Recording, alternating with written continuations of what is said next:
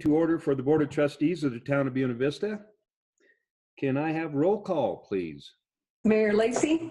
Here. Trustee Eckstein. Here. Trustee Fay. Here. Trustee Nyberg. Here. Trustee Rowe. Here.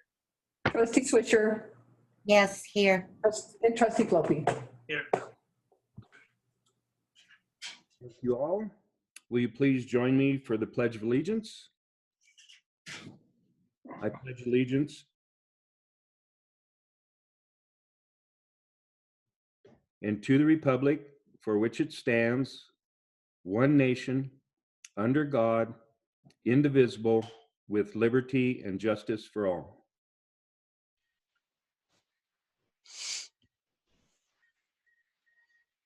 Next item is the adoption of the agenda. And I believe, yes, Dave, go ahead. If I could, I'd like to ask that we separate page 78 from the packet and give it its own agenda item. It appears as if it were to be included in staff's budget presentation, but I'm not sure that's where it belongs since it did not come from staff. I don't know if that needs to be a motion or. If I hear no issues, we'll just put it, we'll just make it item H, if that'll work. Yeah.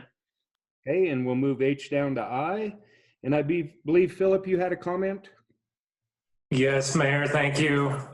Staff would ask if the board was okay that we add another agenda item to cover retail marijuana next steps so that we can talk about what's going to be coming up and get a little bit of direction tonight. Not full-blown discussion perhaps, but a little direction on those next steps from the board. Okay. Do you think that would be appropriate at the end of that, or would you like to do it sooner? I don't think it is a very in-depth conversation, so it could go towards the end. Okay, we'll just make that item J. Okay. Okay, any other questions, comments on the agenda? I would entertain a motion to adopt the agenda as amended. I'll make that motion. Thank you, Dave. Second. Thanks, Devin. Second row. Further discussion? Roll call vote, please. Trustee Eckstein. Yes. Trustee Fay. Yes. Trustee Nyberg. Yes. Trustee Rowe. Yes. Trustee Swisher. Yes. And Trustee Floppy. Yes. Thank you all very much. Next item is consent agenda. Are there any questions or comments on consent agenda? Mayor, I had one, just want to comment on the police training. They just finished their anti-bias training, which I know some members of the community had expressed interest in, so I just wanted to highlight that. Okay. Any other comments or questions? I would entertain a motion to approve the consent agenda as is. I'm sorry. I'll make that motion to approve the consent agenda. Thank you, Libby.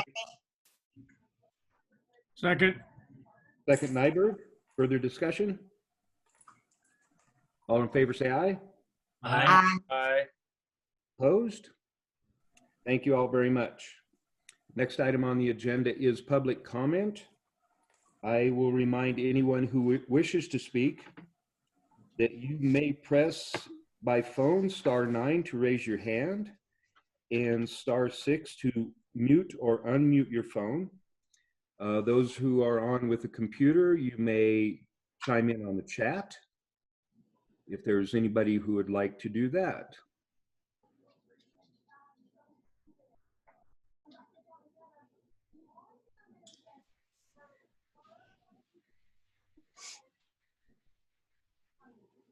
It looks quiet out there, I believe. Okay, thank you very much. I close public comment. Now we're on to business items. First item is item A, Chaffey County Community Foundation 2021 Community Grant Program. Joseph is joining us tonight. Philip, do you want in, or do you want Joseph? Just go ahead.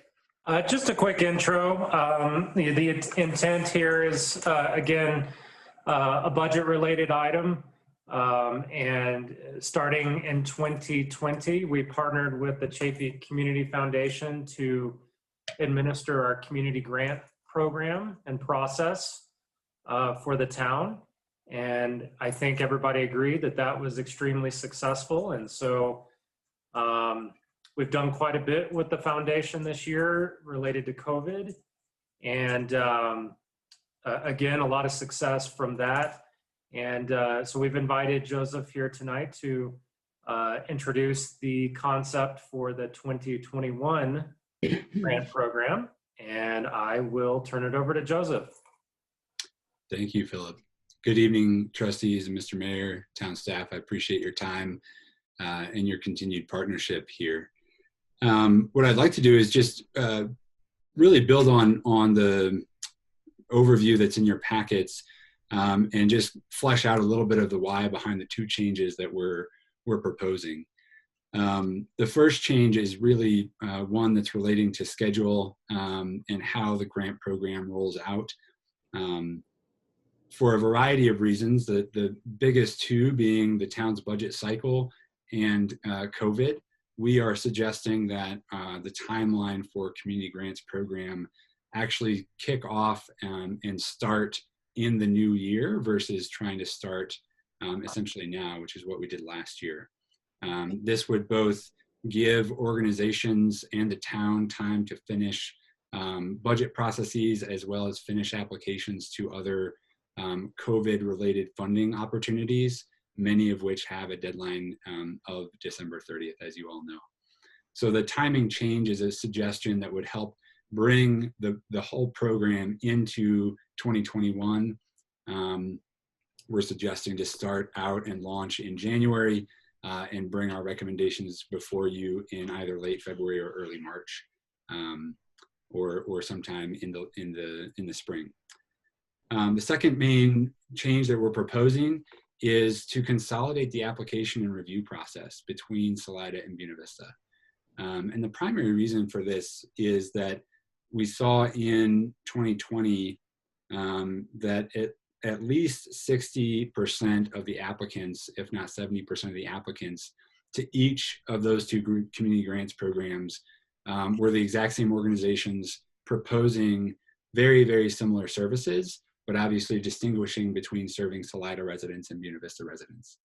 And so in order to lower the burden on our nonprofit community, as well as help coordinate the way in which these proposals are approved or recommended for approval, we're suggesting that we have a singular application.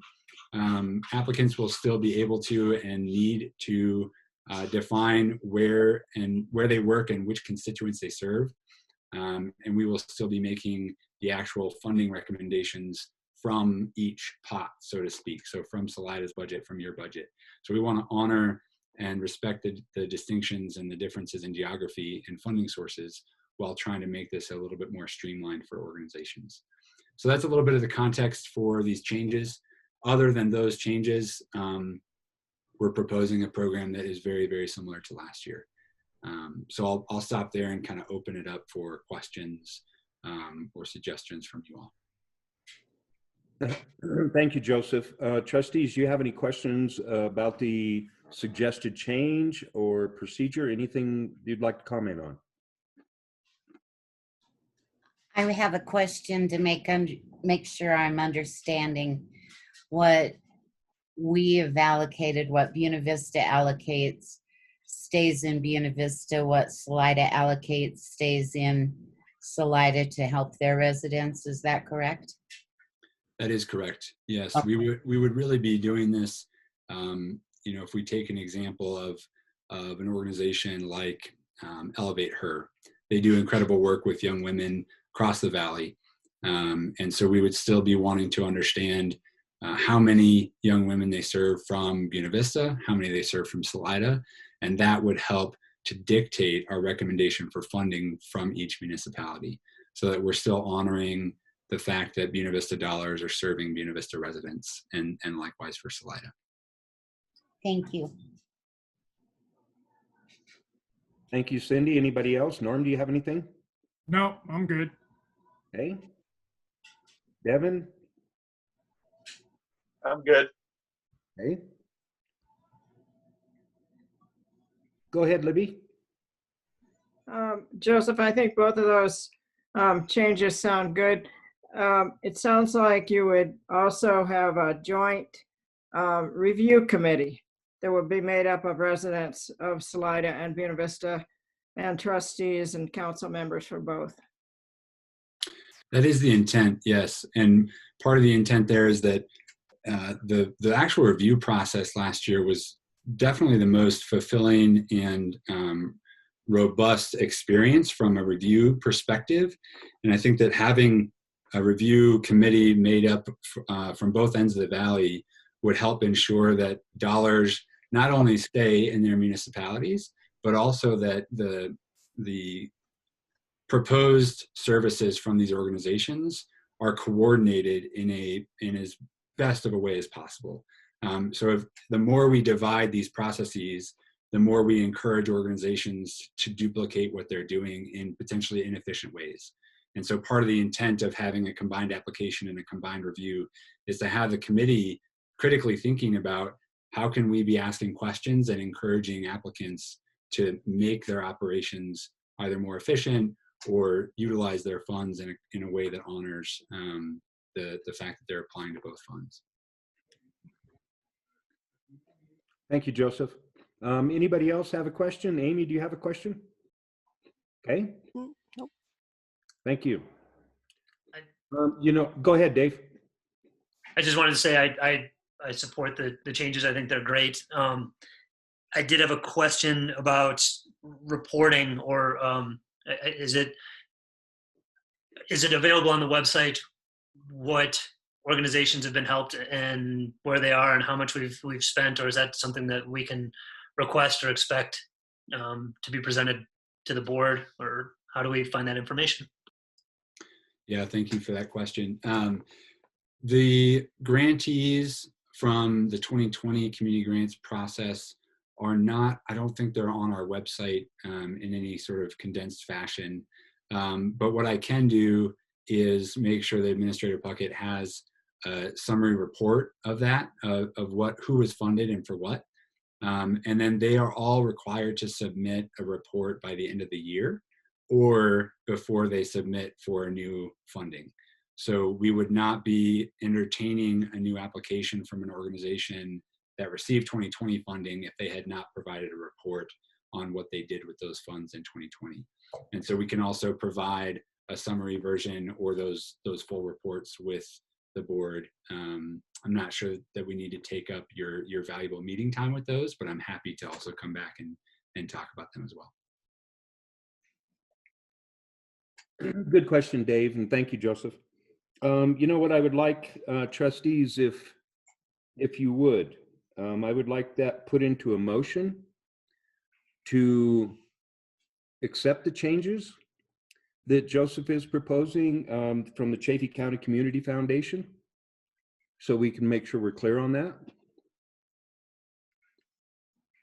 So I'll make that motion.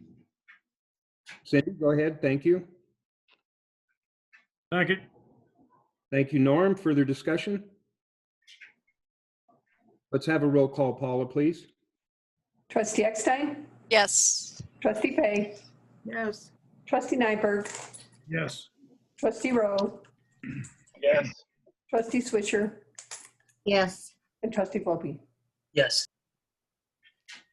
Thank you, trustees. That sounds very good, Joseph. It kind of makes sense, and that really hearing how you've approached this and handled it, I'm glad we gave it up. I really am. It's all yours, man. Well, thank you all for your time and for your partnership. I look forward to the continued conversation. Thanks, Joseph. Next item on the agenda is a fee waiver policy and July special sustainability plan. That's hard to say. I guess it was obvious, wasn't it? So Ben, it looks like you're running with this one. Yes, sir. Good evening, ladies and gentlemen. Ben here from the Rec Department. As we move forward to thinking about 2021, we had a couple things we wanted to update you on as far as policy goes in regards to our fees as well as special events in general. First up is an update to our fee waiver policy. There are two significant changes here. The memo's in front of you. We've added the Food Shed Alliance in order to have the farmers market in Bellamy Park next year from June to October, as well as we just made a minor update to our verbiage regarding how nonprofit organizations qualify and pay for reduced fees. So happy to give more details if needed.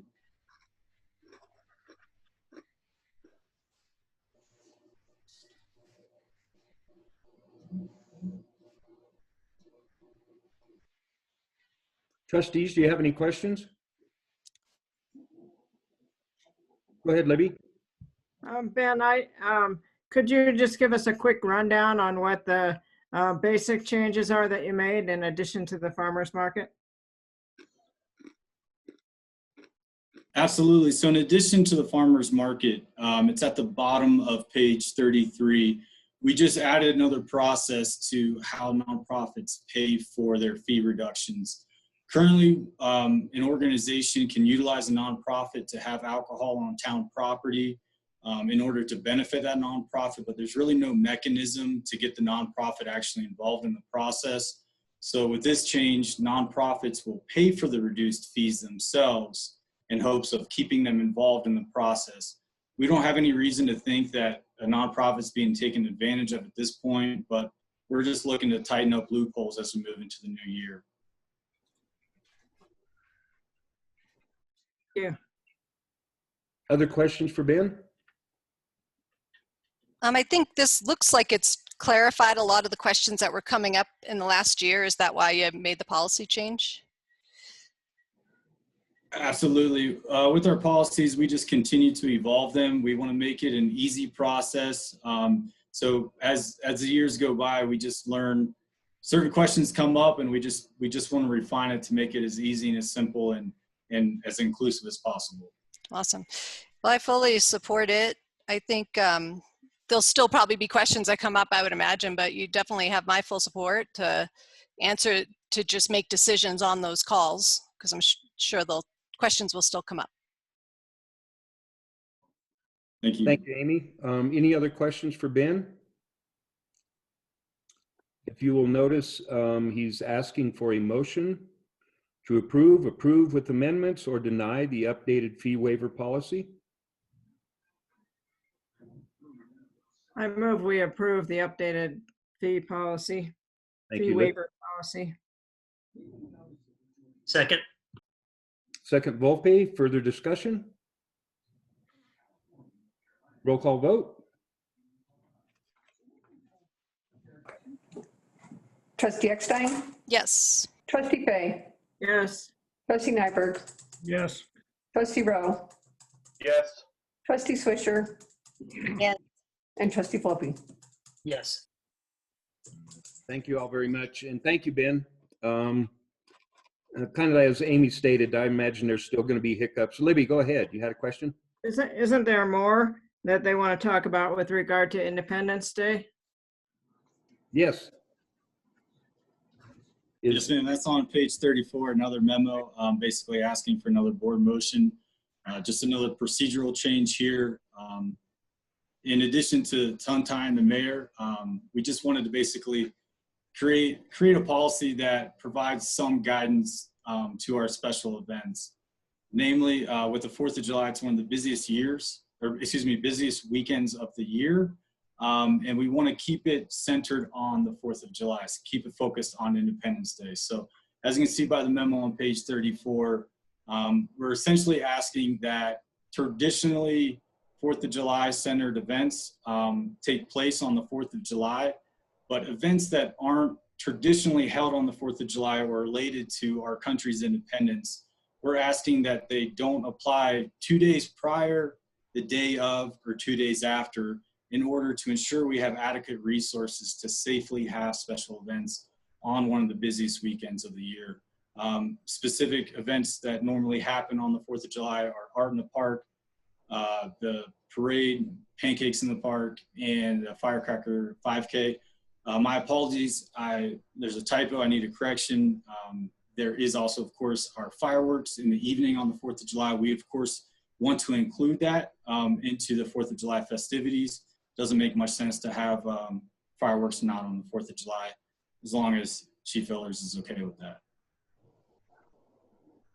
So we're happy to answer any other questions on kind of the background. This is not a limitation. We're not trying to target other special events. We just want a sustainable plan moving into the future to ensure our limited resources are properly, spread out over the entire year. Thank you, Ben. And I know we've had brief discussions on this prior to this about let's say the overloading of staff, trying to accommodate all of this all at once. And so it makes sense that you get something in line. I appreciate that. Trustees, comments? Have you heard from any of the current event? Like, is anyone assuming they're going to come back and have it the same year? Have you spoken to those stakeholders or? We haven't received any applications out of the ordinary for the 4th of July. We wanted to get in front of it before we had someone make plans and have a miscommunication. Thank you. Any other questions? Wonderful idea. Thank you, Cindy. They're looking for a motion to approve with amendments, or deny the recommendation of the policy change. I move that we approve with the amendment adding the fireworks on there. Yeah. Thank you very much, Cindy. Second that. Second, Faye. Further discussion? Roll call vote. Trustee Eckstein, Yes. Trustee Fay, Yes. Trustee Nyberg, Yes. Trustee Rowe, Yes. Trustee Swisher, Yes. and Trustee Volpe. Yes. Thank you all very much, and thank you, Libby, for pointing that out. Next item on the agenda is the water and up zoning policy. Board will consider options for water and up zoning. I believe this is all Sean, am I correct? Looks like staff, everybody's involved. Everybody. Yeah, I think this is you, Joe, right? I'll do it. No, go ahead, Sean. No, I'm just kidding. I had to put my glasses on even for this one so I can, so many details. So thanks and good evening, board. It's nice to talk to you guys, not at the end of the meeting, executive session. So, so this is, at the end, I'll open up, ask for questions, and also really looking for just kind of a direction on general policy. So not like details on different things, but just what the board likes in terms of real general. I've got 4 or 5 real broad potentials. So, and so this is a preemptive policy. It's talking about a water supply in the future. Let's keep in mind that this is, we have plenty of water in our water portfolio right now. This is thinking long-term.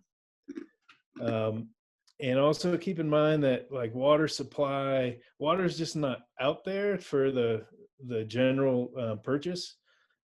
It's hard to come by. You notice that we've got quite a bit of water money in our water fund. And just in case some water rights come up. So it's a very competitive market.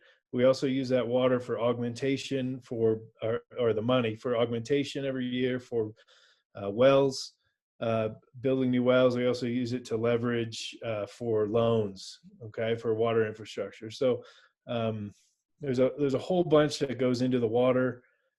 We've got a water strategy water rights strategy we're going to present next meeting in executive session because it's kind of a delicate matter. And we're working on a water master plan for, in particular with infrastructure and things coming up this year. So you guys will have a chance to get even more intimate with water. So there's a whole bunch of stuff in here.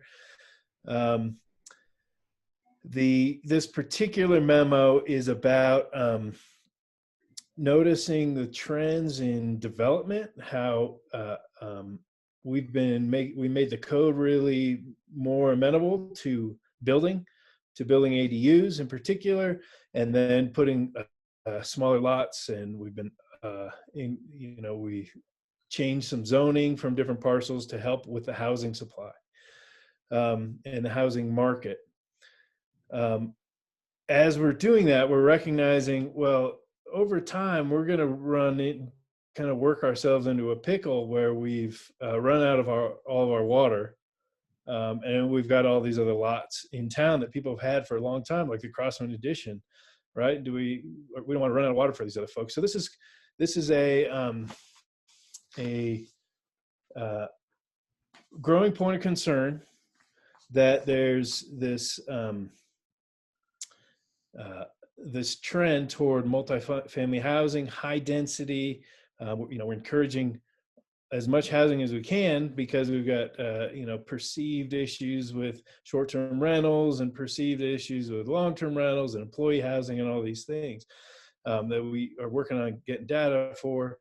But we know that the more development, the less water. So I've got some math in here. Philip is putting us in. You guys hopefully had a chance to review this first table 1. These are kind of a snapshot of our water rights as we currently have. We've got enough water for 3,100 SFEs. Remember, this is a unit of measurement. This is about 300 gallons a day per household. And it changes if it's a commercial building and different things, but that's about how much water it is, 300. If we were to implement conservation measures, that number could drop some, and we'd get more water out of it. Currently, we have 1,700 SFEs, and then we've got a whole bunch of lots that are platted in town that we've quote unquote obligated water to. Some are subdivisions, Colorado Center, Meadows Farm, etc. South Main, Vista, and whatnot. And then we've got some infill. And if we were to build out tomorrow, all of that water would be used, and we'd have enough for this unknown of about 100 additional houses. So it's this issue where Philip's cursor is there. It's this issue that, hey, we probably ought to take a look at how the development and our encouragement of it, which is great, how it impacts that future water. Because we also don't want to encourage so much development at such a cheap rate that all the citizens here already living here eventually have to pay up and make up for the kind of the profits that are being made now. So current policy, the way we've kind of treated it forever is, hey, you want to tap? Here's water. You have to pay a system investment fee. Okay, but here's a 3/4 inch tap for your house. Oh, you have a subdivision. You want to subdivide this one lot into 2 or 3. Okay, here, you can have 2 or 3 SFEs of water or taps. And then we've also played it like, oh, you've got an R1 zoning, but you want to do this R2, you want to change the zoning. Well, we can accommodate that. Here you go. Okay, because we want that. It fits in with the strategy of town and planning at the time. So that's what we've always done. The same thing works with ADUs. You want an ADU? Here, okay, because it fits in with the strategy and strategic planning of town. Here's some additional water, okay. Now, given this kind of the development trends. If you go down to the points to consider, Philip. So giving, and I'm assuming trustees that you guys have all read through this. And so this is a reminder of what the memo is saying, and also kind of to orientate the public. So, so if you think back to table 1, there were 26 infill lots as obligated. Well, quickly we see as infill, okay, like all those 19 acres near the high school that has been sold, that can be developed. We've got some of those platted, but there's probably at least 12 acres of land out there that can be platted, that will be subdivided. We only have one tap that goes to the one lot. Well, they can rightfully subdivide, which is a whole bunch of additional SFEs. You've got East Main. Okay, how many lots are along East Main all the way down to the community center? Well, those are all being sold off, and you've got individual lots in there. You've got some highway commercial lots north of Crossman, like where O'Reilly's is going to go. Okay, so you've got these lots down on Gold, Pine, and Evans area in there, kind of to the west of South Main. So all of a sudden, those 26 SFEs, they're gone pretty quickly. Okay. So here brings us to the question for you guys, trustees. So there's some instances where a developer will want to take advantage of the housing market and the cost of housing and do more houses than what is allowed on a particular parcel. So right by right, they have an R1. There's an example in here. They have an R1 lot of 15,000 square feet, and they're by right, they can subdivide it and do 2 units, a total of 2 SFEs. Cool. But what if they say, hey, we want to do a little denser. Can we upzone this? Can we change it from R1 to R2?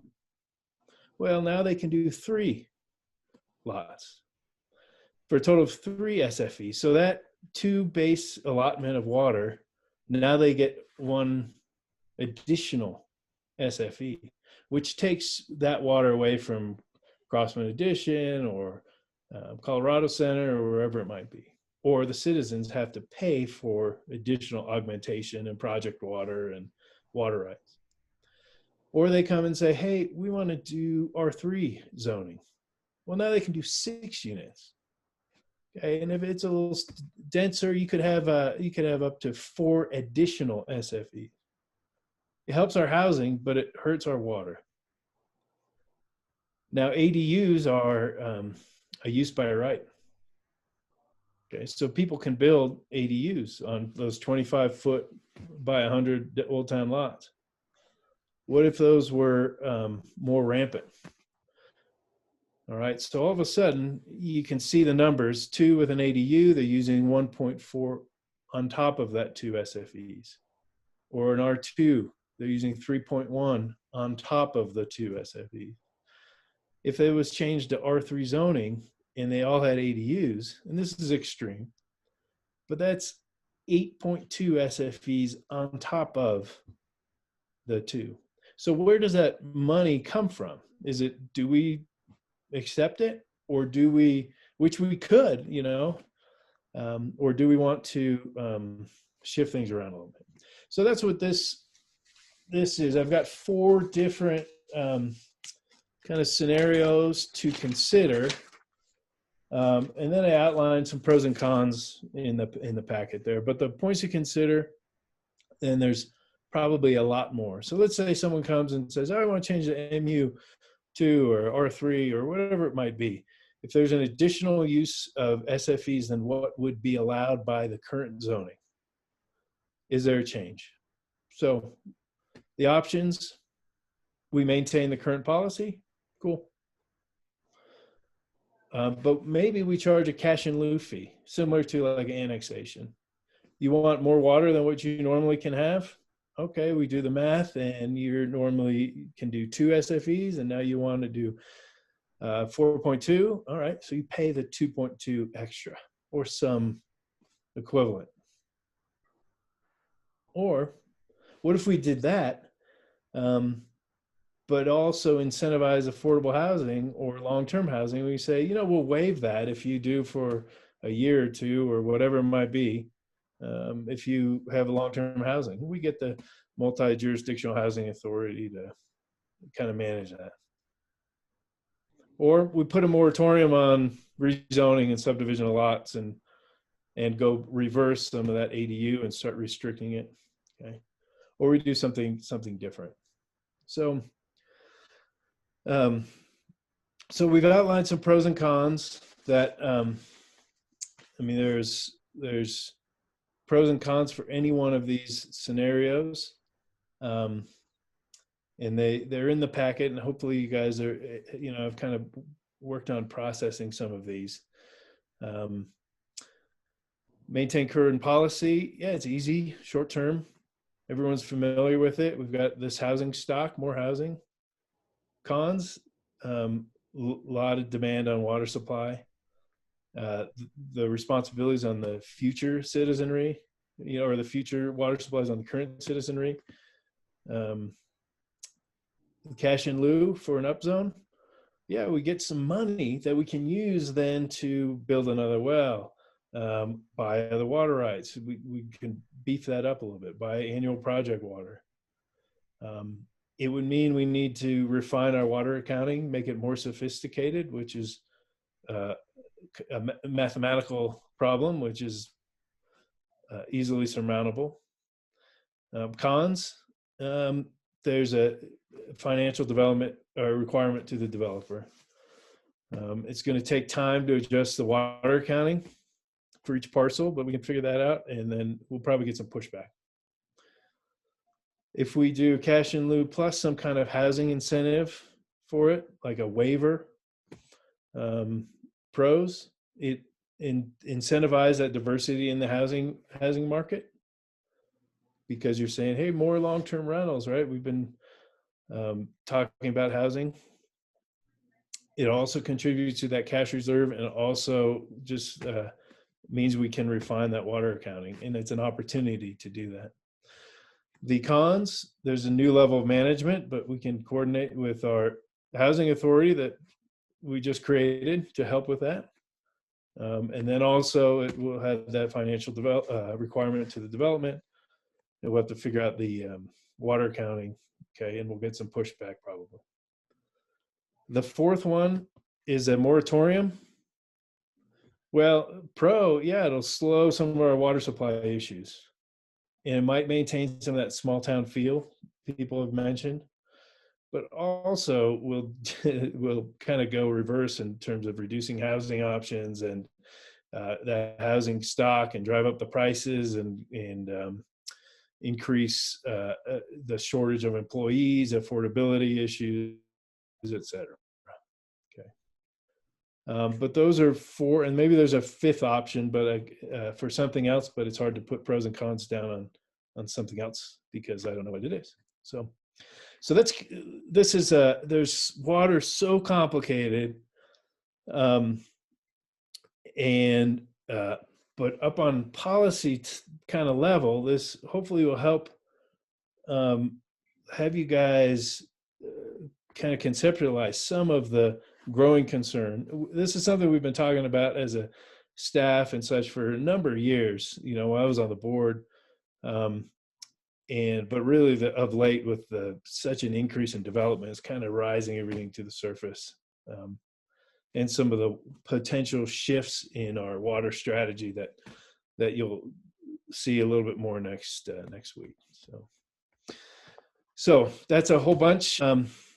And I guess questions from, I don't know if Philip or you want to add anything. If not, we'll have maybe questions from folk or comments. Joel, you did an outstanding job. Thank you very much. I think you captured everything from staff level. Great. But we are here to answer questions. Thank you, Joel. Thank you, Philip. Trustees, please. Go ahead, Debbie. So, Joel, when you're looking at the water rights as 3,148 SFEs, I'm assuming that's based on the actual water rights and not just on how much we can get out of the infiltration gallery at this point? That's correct. It has nothing to do with the capacity of infiltration gallery. So it's what it would produce if it could produce all the water rights to which we have title. That's correct. Yeah, so we're a ways from that. And then I'll go ahead and just ask my other questions if you want. Under the obligated water, you've got a whole lot of developments there, but on something like Crossman's Addition, what if it's 20 years out? How did we decide on these particular developments to be in here? So it's based on their platted developments within the town, or they've gone through, like in the case of South Main, they've gone through the initial platting stages. They still have to do some platting, but we know that they're designated this particular amount of water. Same with Colorado Center because they're PUDs. But the Crossman Addition, it's a platted subdivision in town. It's been there since the 1800s, Yeah. but it's there and it's platted. And that's what we have to work with. Certainly some people can combine a couple lots and make like one bigger lot with one house, but that's what is legally existing at the moment. Yeah, okay. And then we have the 26 that are listed as infill, but obviously if you just even take that one 19-acre parcel and develop it, you're going to use up all of those and more. So that may be all I've got right now. Cool. Thank you, Libby. Joel, a question that just popped in my head. I mean, obviously they're all platted. Are they guaranteed? Has there been any kind of guarantee, or is it because they're platted, they are guaranteed? Well, certainly like there's some subdivision where the vested rights expire after a particular period of time, in which case the Board of Trustees can vote to change that designation of the subdivision and things, which gets pretty political, but so pretty much it's there. I don't think like Sunset Vista 4 has any vested rights. Crossman doesn't. So I think maybe there's some ways to manipulate that some, and maybe working with the developer, you can change some, but I think it's pretty safe to say that let's plan on this. Gotcha. And does that kind of make sense, Jeff, that if they're within town limits and they are, a platted property, that they are pretty much assuming that they're going to get water? Yeah, that's generally the case. Okay. Any other questions, comments? Please, trustees. Norm, what do you have? How far along is that Boulders development? They're working on some refinancing issue kinds of things. So they're far along where they have the plat there, and maybe something will devolve in that, but we have to assume that it's progressing forward at the moment. Yeah, Joel, I'll just add in the Boulders has gone through a preliminary plat, but they've not done their final plat. So they've done their sketch plan that came to the board. They've done their preliminary plans, or are working on their preliminary plans, but have not yet gotten final plat approval. But you as a board gave a head nod to the 45 lots that were in there for them to design, to then have the engineers work on the particulars so that we can get to a final plat. Thank you, Mark. Devin?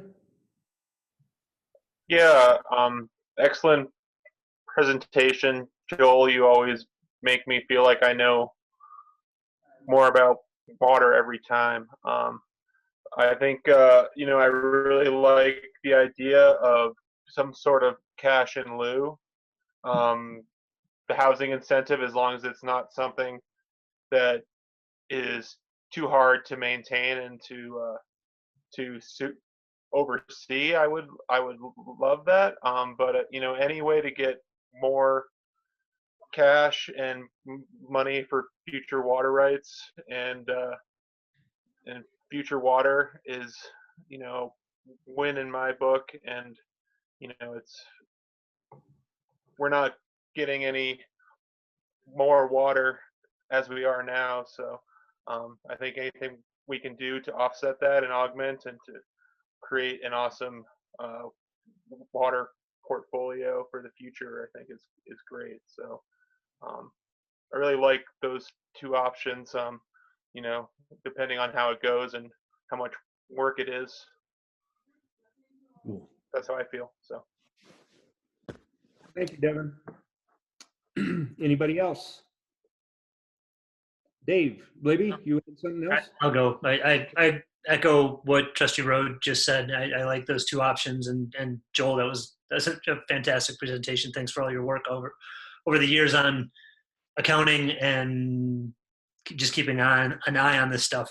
It's probably premature to talk about where those funds would live, but I assume it would reside somewhere for infrastructure improvements and water right purchases. And if that's premature, I can wait. But yeah, that's what I got. I think that's a good question, Dave, and thanks, Devin, too. If we wanted to earmark it, we certainly could, or put it in the water fund for kind of general, leveraging for infrastructure loans or water, project water or a well or that kind of thing. We can earmark it or kind of see as it develops what is the easiest. And like Devin said, that let's not add so much process to it. So I would add just real quick that whenever the town has looked at an annexation and the annexation's not bringing water, it's paying a cash in lieu, that's the same kind of process, right? And those funds would be living in our fund balance of our water fund. So if we just followed that same model, that's what it would be. But we can always do some, Michelle has her magic and things can be earmarked, but that's typically what we look at when we're doing long range planning for large capital expenditures and water right purchases. Thank you. Thank you, Philip. Thank you, Joel. Dave. Amy, you have something? I did, Mayor, but I'd like to go last just because I'd like hearing the other trustees might answer my questions if that's okay. Not a problem. Anybody? Go ahead, Libby. I like the idea of your option number 3, with perhaps some fee waivers for building affordable units or those with deed restrictions or long-term rental provisions. In general, I think it's a good idea to go ahead and provide for the upzoning so that, I mean, I have the feeling that in the end that should increase our housing supply. So, that to me seems like a step along the way towards affordable houses. Thank you, Libby. Mayor? Yes. Next, or after the boulders question, I was going to say I'm in favor of that cash in lieu plus housing incentives part. Okay, appreciate it. And one thing that I know Libby touched on is the water we have will not all obviously flow through, and that's why we're looking at this for cash in lieu numbers. We are going to have to upgrade to a treatment just to maintain the water that we're maintaining, just because the gallery system cannot do it all. And so that's obvious. This it all falls in sequence of attaining water, treating water, it's all at once. So that's kind of why this is all bringing forward, and it's a lot faster than we anticipated 5 years ago. It's got insane. So good conversation, Joel, staff. This is good. Amy, do you still have something? Yeah, thanks, Mayor. Cindy, you go. As a town, I know that we're always actively pursuing more water rights. The price of water will never go down. have,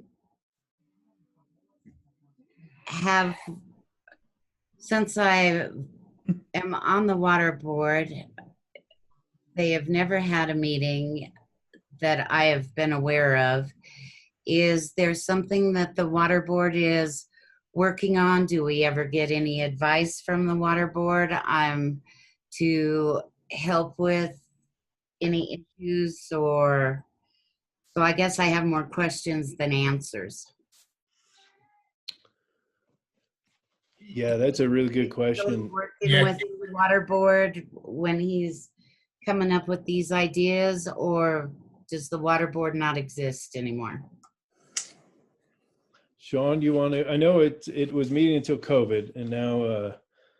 Yeah, we had a couple meetings. We had 2 meetings scheduled early this year, so January and February, and yeah, just to kind of get you up to speed, kind of wrapping up 2020 has been more reactive than anything, and kind of,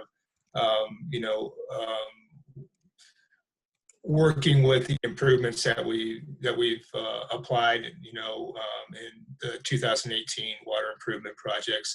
But going into December, at the very least, I'd like to get at least a report out for everybody to review the year in 2020 and where we're at, and kind of recapture, Al's efforts that he put together in 2018 to show the trend, the development trend that we looked at last year.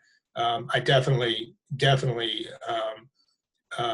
feel the need for the Water Advisory Board's efforts for at least to sounding board opportunities, and to allow them to get up to speed with where we're at with, say, the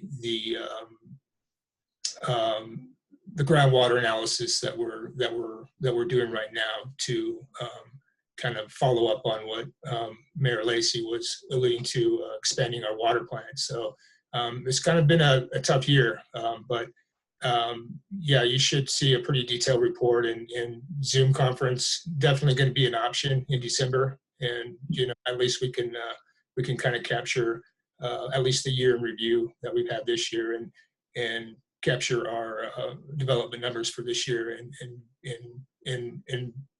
relook at the efforts that we made this year as well. So, but yeah, they are vital. That board is important to us. Thank you. Because when we talk about water, and I know how we use our other advisory boards for information, it would be nice to hear something from them when we're making water decisions. Thank you. Thank you, Cindy. And I will, and I'll just interject a little bit. When I was communicating with the water board, they were oftentimes, and this would be a perfect circumstance, they were at a higher level.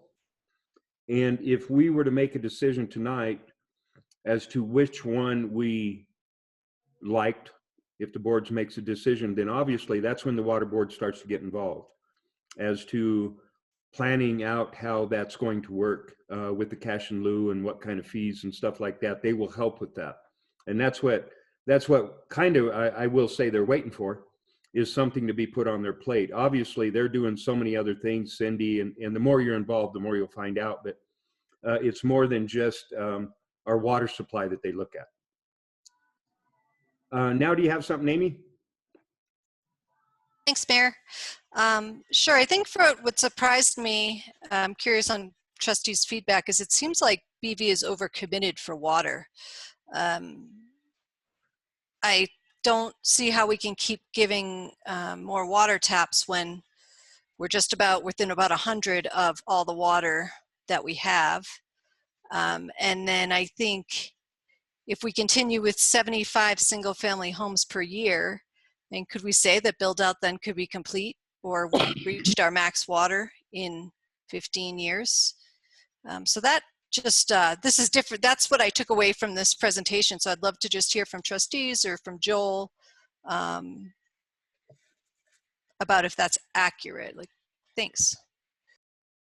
Well, I think that's why we're bringing this up, is that the more we're building, right, the more subdividing, all that kind of thing, the tighter things get. And our water master plans have always identified this and put in different trigger points. Hey, we need to get the water rights by this time or this time, which we've been trying to do, and it's hard to do. So we're getting more and more creative, and we've got some solution kinds of things in the works, but even with that, this is still something to consider, because we have to pay for those solution kinds of things.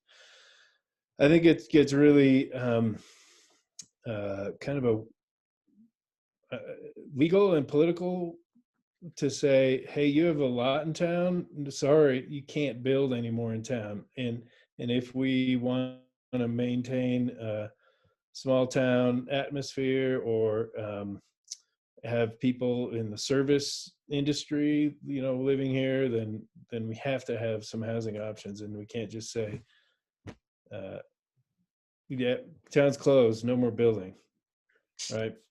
Do you think we have an because like if we're kind of at the watershed right now. I mean, we're at the breaking point right here.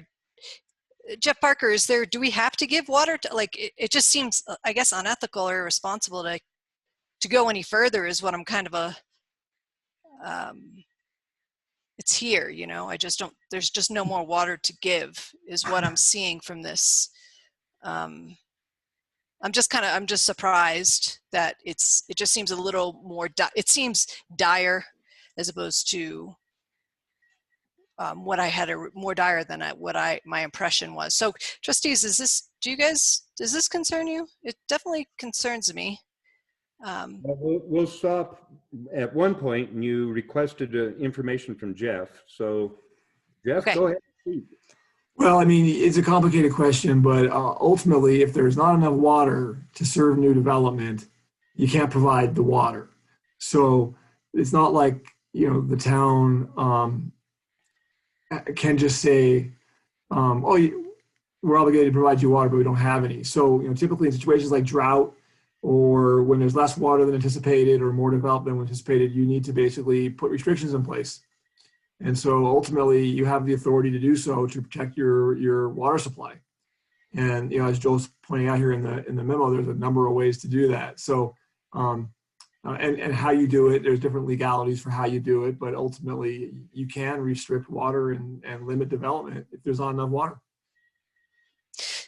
Can we, and I guess, sorry, if any other trustees, if your impression of that just surprises me. Go ahead, Libby. I would just like to point out that the 75 houses that are being built per year now are probably mostly in that obligated number already. So they're not on top of that. Except for their ADUs and stuff, so.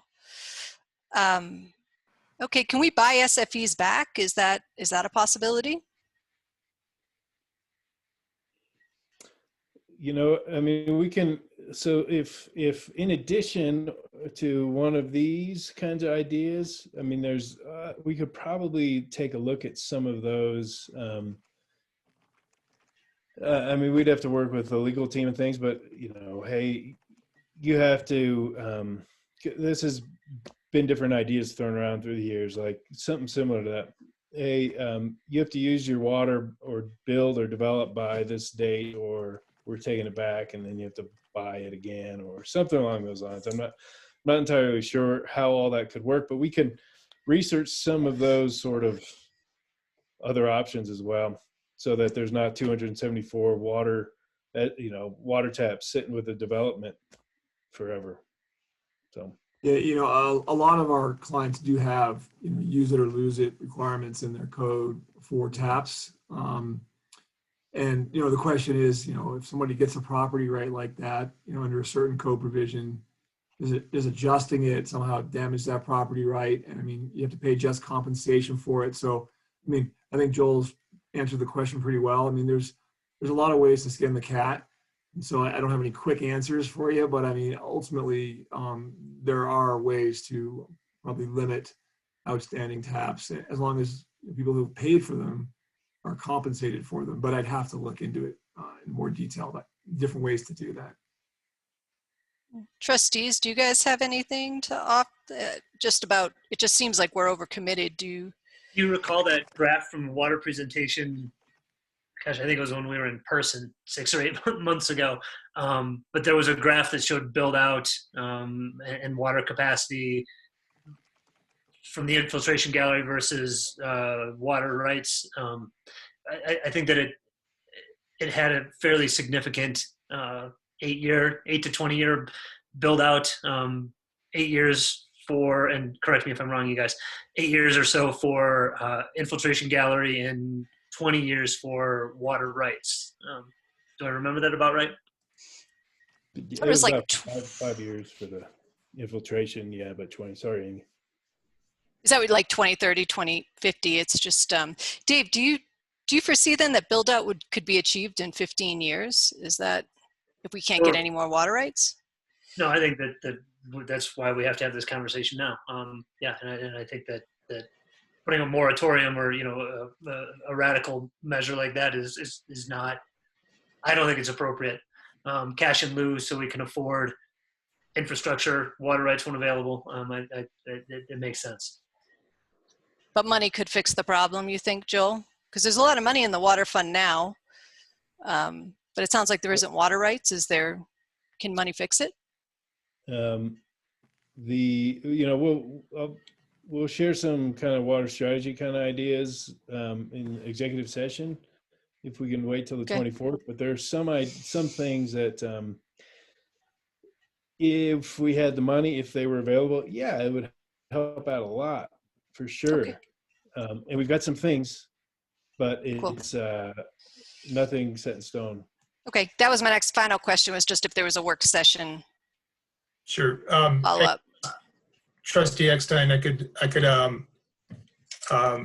get a thorough report.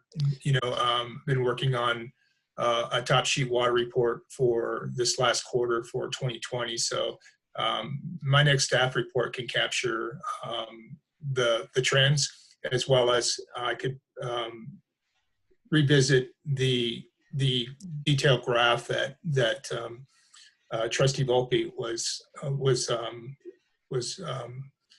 talking about, so that we can show that trend. And yeah, we found that the need to expand our water treatment capacities, in the last few years. So that, we're working on that right now. But I'll get you some pretty good information. I'll get you all some good information in my report next month, so you can have a little bit more substance to have some references. Thanks, Sean. Only if it's no extra work, but yeah, that sounds great. And I'll look forward to the work session. Cool. Thanks. Any other questions, trustees, clarification? Now, obviously, staff has taken this a direction, and unless you don't see, let's say, your option, I'll call it an option, they're asking for a motion. They're wanting some direction. And if there's one of those 3 or 4 above that you like or makes sense, obviously that could be put into a motion to direct staff to go that direction and pursue it or look into it. If not, maybe there's something else that we're going to request they look for. I guess that's just kind of what we're looking at this point, is to give staff a direction. Go ahead, Libby.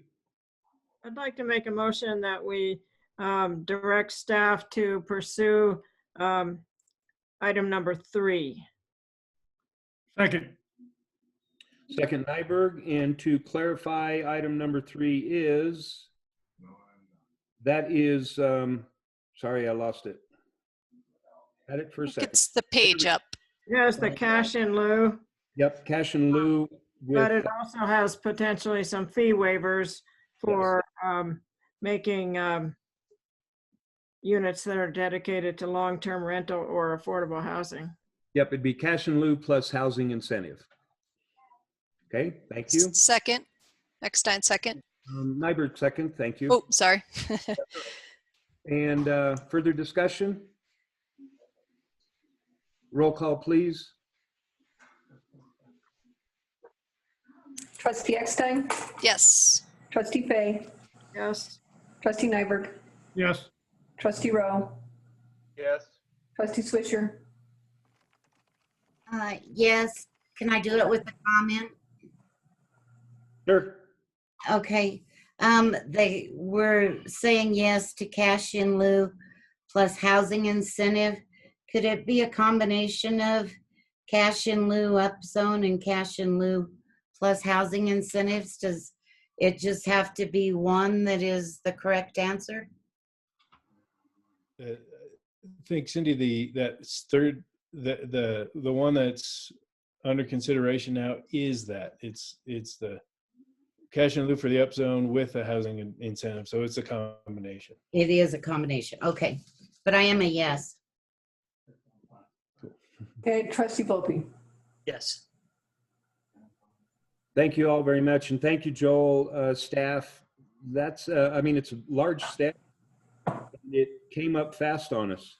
Obviously, when we were looking at this 4 years ago, 5 years ago, we weren't under this kind of stress with the 75 houses a year. We had time. So this makes a lot of sense. Thank you all very much. Thanks, trustees. And we'll also, I'm sorry, Duff, we'll also take a look at kind of some of this use it or lose it sort of options as well for long term. So I'll start working on that. Thank you, Joel. Next item on the agenda is cost recovery for town public improvements for the alley in block 21. That is on page 40 of your packet. And I believe this is Mark Doring. Thank you, Mayor. Basically, what we are doing is just presenting you with the concept that we will be bringing back some numbers and concepts in terms of how to get it done. Probably hoping to do it next meeting, but maybe it's in December. But basically, you're familiar with the project that we did, South Court Social, there at the corner of Court Street and Main. That it was successful. We received a building permit application for it today. We're working on getting the plat done to combine those lots into one. We've had some conversations with other property owners in block 21 on the vacant lots. Plus we have existing development on the south side of block 21. That is block 21, for those of you unfamiliar, is between Main and Cedar and between Court and Belden. It has never had an alley installed. As we were going through the process, we identified that the poles Sangre de Cristo put in a couple of years ago when they upgraded their power poles in that alley were sitting in the middle of the alley. So we've had a conversation with Sangre de Cristo, and they are in the process of moving those power poles. They've installed new power poles and I think have moved over electric, but I don't believe they've finished moving over cable. So there's a couple other users of those poles that they're trying to get through that process so that the poles no longer sit in the future alley. They were literally sitting right in the middle. So the alley wasn't very usable. So the South Court Social project was just 3 lots out of 16 along the north side. And we know that as development's going to occur, we need that alley to serve that entire block, particularly if we have commercial development that needs to have loading and deliveries made, as well as access to off-street parking and providing for electrical and sewer, which happen to be in the alley. So the town has taken upon itself to get the entire alley built at one time instead of having each individual property owner build their portion of the alley. That doesn't get us an entire alley that is usable. So Sean's group has put together some information, and our engineers are currently working on a design to get an entire alley that meets not only our drainage needs, our access needs, but also our utility needs. And so we are working on a design for all of those that would install an alley, gravel alley with some drainage facilities. Right now, we have a design that preliminarily slopes from the south to the north.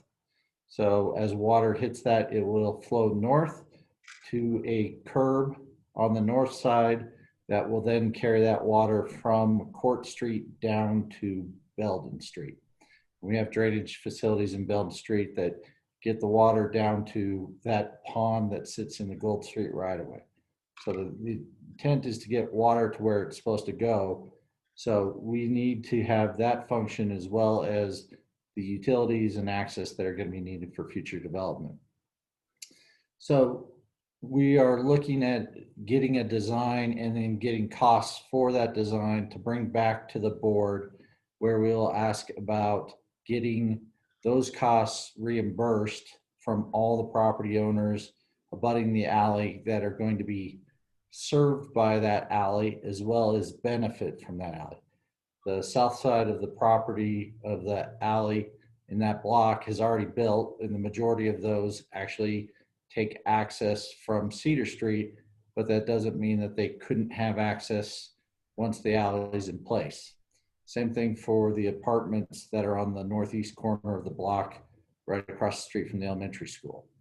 They in fact have parking that's on Main Street that is, once we get a sidewalk built in there, they're going to need to have access for any additional parking come in from the alley.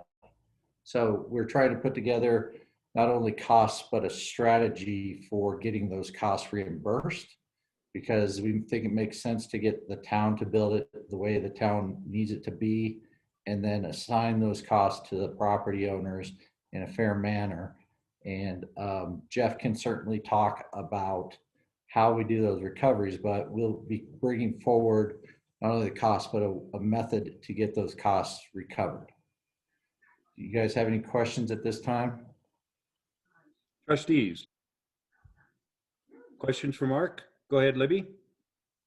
Mark, is there any sort of a pattern that we can follow in terms of how these costs have been allocated on other alleys or streets that we've?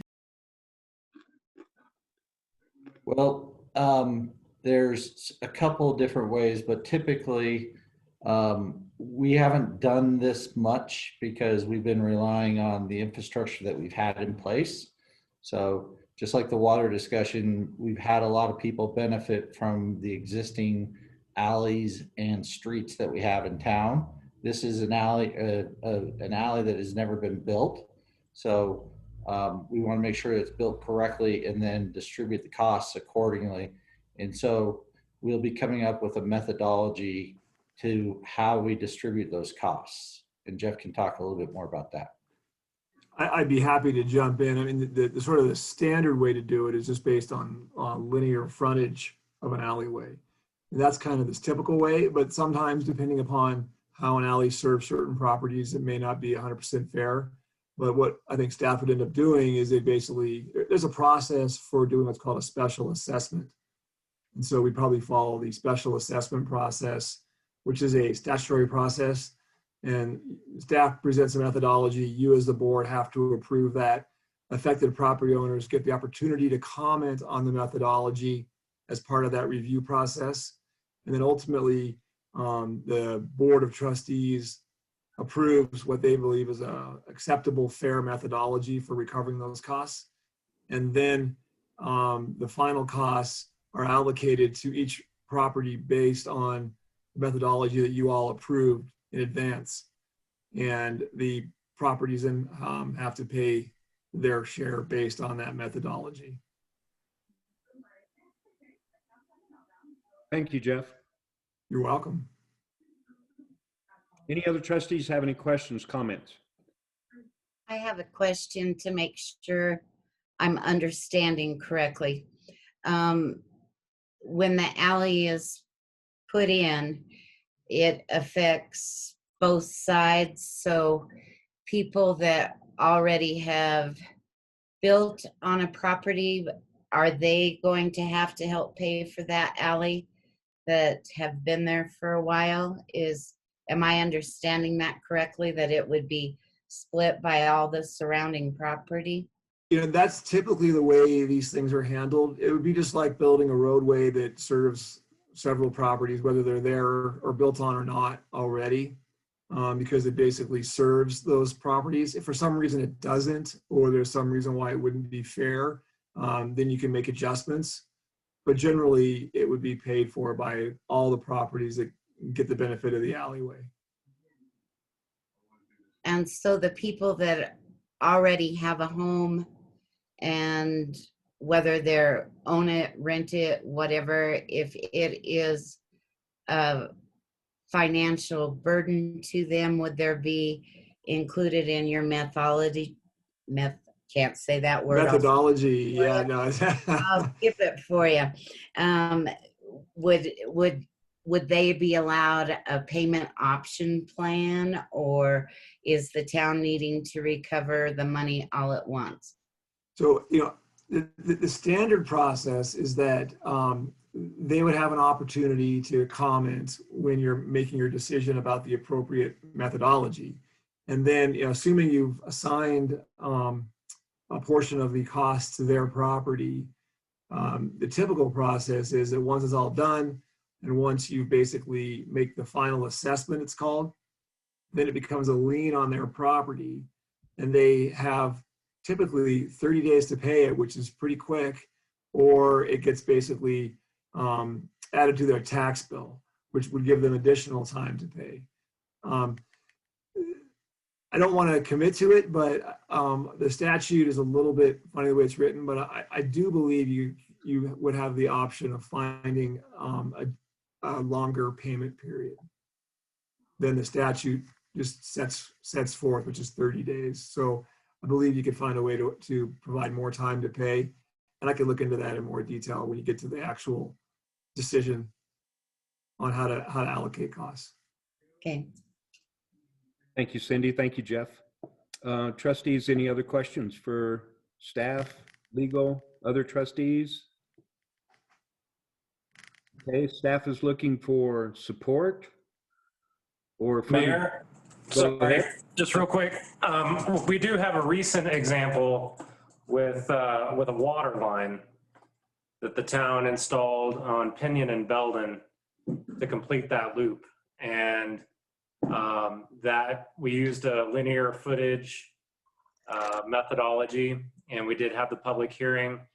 And so I think we can work with our legal team to see if that's an option, because in that case, town collected that over a 3-year period, and it didn't go straight to the tax assessment. It actually was something that we invoiced out of town hall. And then if they didn't pay by the deadline each year, then it would go to the assessment, special assessment. So I think it was a very successful process. And I think that's what I would advocate for if the board is comfortable giving us that direction. And isn't that, what are we talking, 3 years ago, maybe 4, that we adopted that availability for town to do that? It was about 4. About 4? Okay. Yeah. Seemed like it was something like that to accommodate just what Philip was talking about. Correct. So in kind of just the bigger picture of this, we don't have final costs yet, but we're probably looking in the neighborhood of about $1,000 a property potentially. So I don't think we're looking at it necessarily exorbitant cost, because it is just an alley, but the main thing that we're trying to accomplish is to make sure that when it rains or when it snows, that we're accomplishing drainage that's also needed. And that's probably the bigger share of those improvements that we need. Thank you, Mark. So what staff's looking for is support, further direction, and if it's agreeable by the board, that they will then bring back a budget and cost recovery mechanism plan. So I would entertain a motion in a direction or another by trustees. Well, I make the motion that we direct staff to bring back the budget and cost recovery mechanism for this alleyway. Thank you, Norm. Second that. Second, Fay. Further discussion? Roll call vote. Trustee Eckstein, Yes. Trustee Fay, Yes. Trustee Nyberg, Yes. Trustee Rowe, Yes. Trustee Swisher, Yes. and Trustee Volpe. Yes. Thank you, Mark. Thank you, trustees. Jeff? Next item on the agenda is a resolution establishing penalty assessments for the recently adopted ordinance, allowing penalty assessments for certain nuisance code violations. I believe Grant is bringing that presentation. Yes, thank you, Mayor, and thank you, trustees, for having me here again tonight. Tonight, we're bringing the resolution that coincides with the penalty and assessment ordinance we passed in the last meeting. What we are asking for is a penalty assessment of $25 for each of the violations, as well as there'll be a surcharge that is normally accompanied by a penalty assessment as outlined in Chapter 1, Section 78 of the code. These funds would go into our municipal court revenue and the general fund. That's basically it. Are there any questions on this? Trustees, questions? Libby, go ahead. So when we talked about it before, it seems like there was an escalation for a second and third offense. Yeah, we were talking about that and then talking it out and working on it. What is a one time? What is a second time? It just gets hard to define. And I just felt like with this being a resolution, something we can bring forward again as time moves, this is a simple way to like break the ice with this ordinance and resolution change. Okay. Thank you, Grant. Thank you, Libby. Any other questions? That would entertain a motion to approve or approve with amendments or deny. I'll make a motion to approve resolution number 63. Second. Second, Nyberg. Roll call vote. Trustee Eckstein, No. Trustee Fay, Yes. Trustee Nyberg, Yes. Trustee Rowe, Yes. Trustee Swisher, Yes. and Trustee Volpe. Yes. Thank you very much. Let the record show 5-1 with a nay vote by Eckstein. Next item on the agenda, and thank you staff and thank you Grant for the time. Next item on the agenda is a draft of the 2021 fee schedule. I'll take this one. All yours, Philip. All right. So let me set the stage because we're going to have a few people talk about specific items. So bigger picture, what we're bringing forward to you is a draft of the 2021 fee schedule highlighting changes from year to year. The intent for tonight isn't to approve the fee schedule, but rather get your eyes on some of those changes, take some feedback. You know, the board can definitely have discussion on particular items. That's great. But ultimately, what we would like to do is bring back, when we bring back the final draft of the budget on December 8th for the board to consider for approval, we'll do the same thing with the fee schedule. So feedback and direction is important at this stage. So you'll see, I'll scroll through a little bit and we can jump around, but just to kind of show you things that are in red are kind of highlighting changes. You'll see some items that have a strike through, which is trying to show you what it was and what we're proposing or what staff is proposing for 2021. So that's generally how you read this table. I would say that there's 3 primary categories. Well, let's say 4. I lied, 4. So we've got water fees, which is an area that Sean has included a memo following this that describes the methodology used to talk about water rates and our system improvement, system development fees, AKA TAP fees. So we have water, we have planning fees, which Mark is proposing a change in methodology where in a lot of the fees we used or have been using a deposit method to collect a certain amount up front. And then depending on how the application or how the project went, we would either collect more fees or refund any remaining balance. A lot of those are for large projects, major subdivisions, for example, that drive up a lot of legal and engineering costs. So that's in here. Let's see, the short-term rental license fee is in here. And the fourth one is a placeholder for the retail marijuana, which we don't have a proposal yet. There's still a bit of research going on with that, but I know Paula included a placeholder so that we don't forget that important item. So that's generally what's here. Those areas, especially the three, not including retail, I would like to have staff talk a little bit about those things.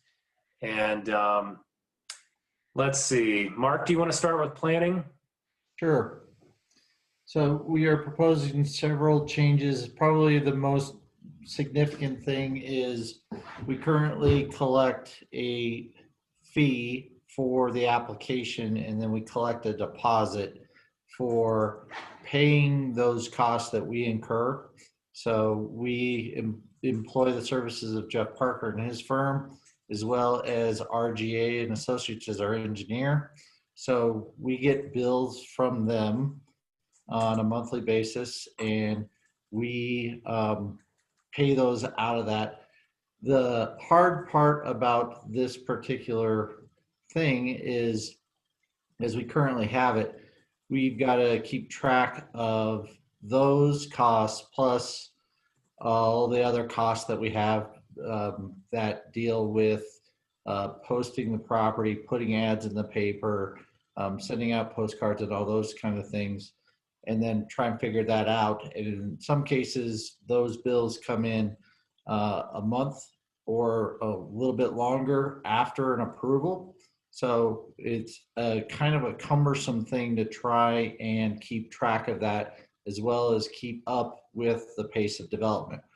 We have a very small staff and it's extremely hard. So what we're trying to do is to get a flat fee to make accounting more simplified and to kind of reflect those costs in one flat fee. And the basis for that fee is really dependent upon the amount of known costs that we have based upon a particular type of application. So as an example, if you have a major subdivision where you're proposing to build roads, the majority of the time we spend on a project is how are those roads designed? How are they built?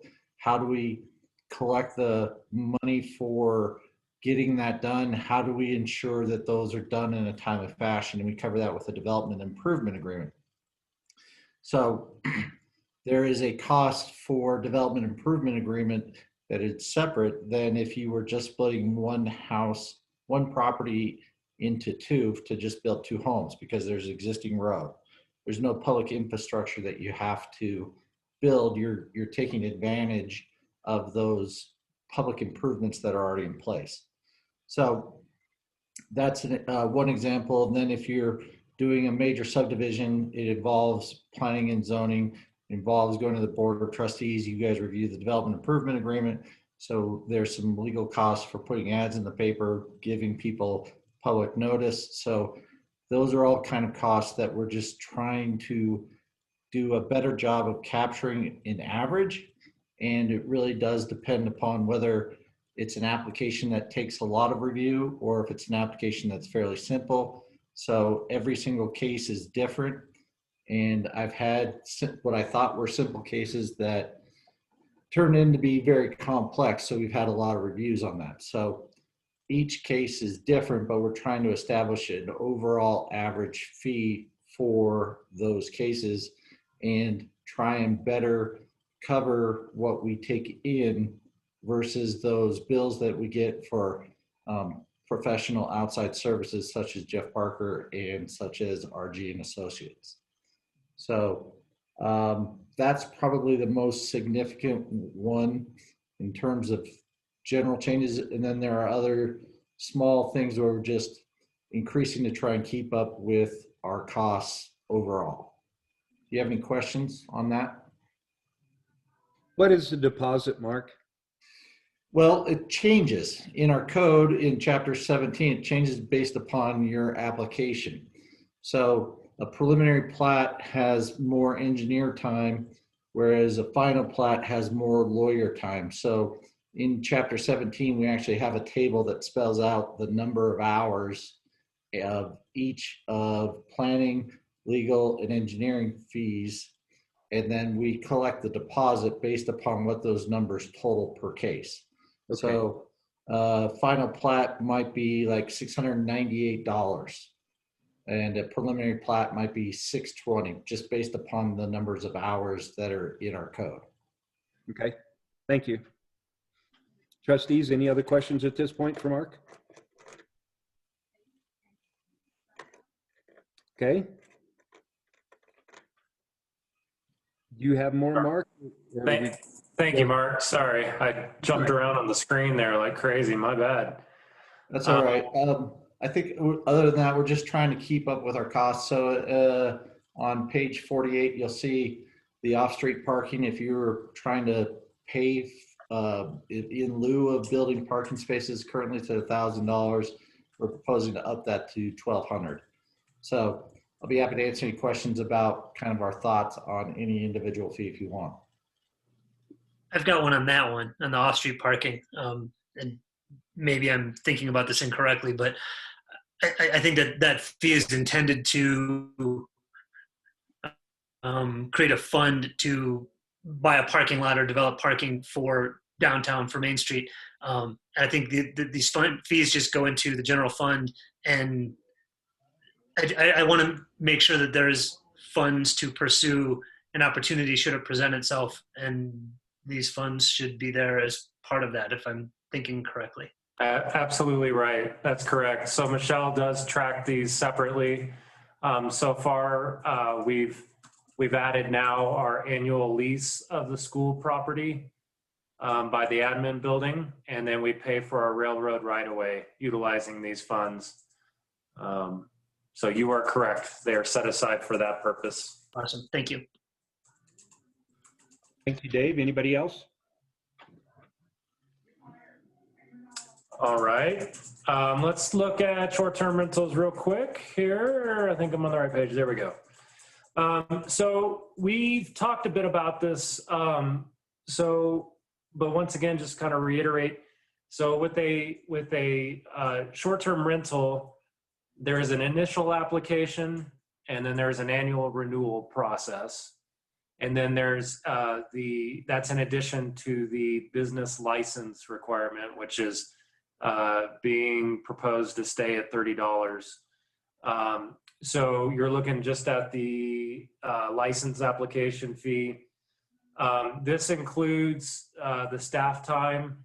So you'll see that the initial application is going up to $150. This covers our code enforcement time as well as our firefighter time for the inspection. It's an average amount that Grant uses in terms of hours spent on enforcement and doing checks on rental sites, things like that, to make sure that businesses, short-term rentals are in compliance. And then it also covers his time because he does communicate with that business list of businesses, especially this year with COVID, a lot of communication there. So that initial application does cover two more hours for that upfront inspection process. And then the annual renewal is set at 100. So this is what we've looked at in terms of covering our costs. We haven't had experiences where we've had to get involved with legal.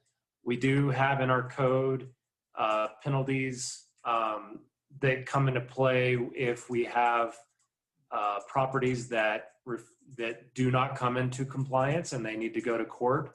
So that would not be covered out of this fee structure right here. That would be dealt with on the enforcement end.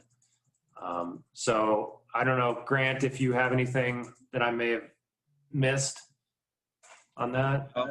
No, I think you hit everything quite well. Okay, thank you. So we'll pause there. Questions, thoughts, comments? Questions? Sure.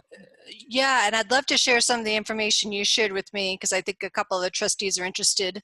As I brought up as I've been researching short-term rentals, some of the mountain communities like Salida has done a study. It was $470 for the initial.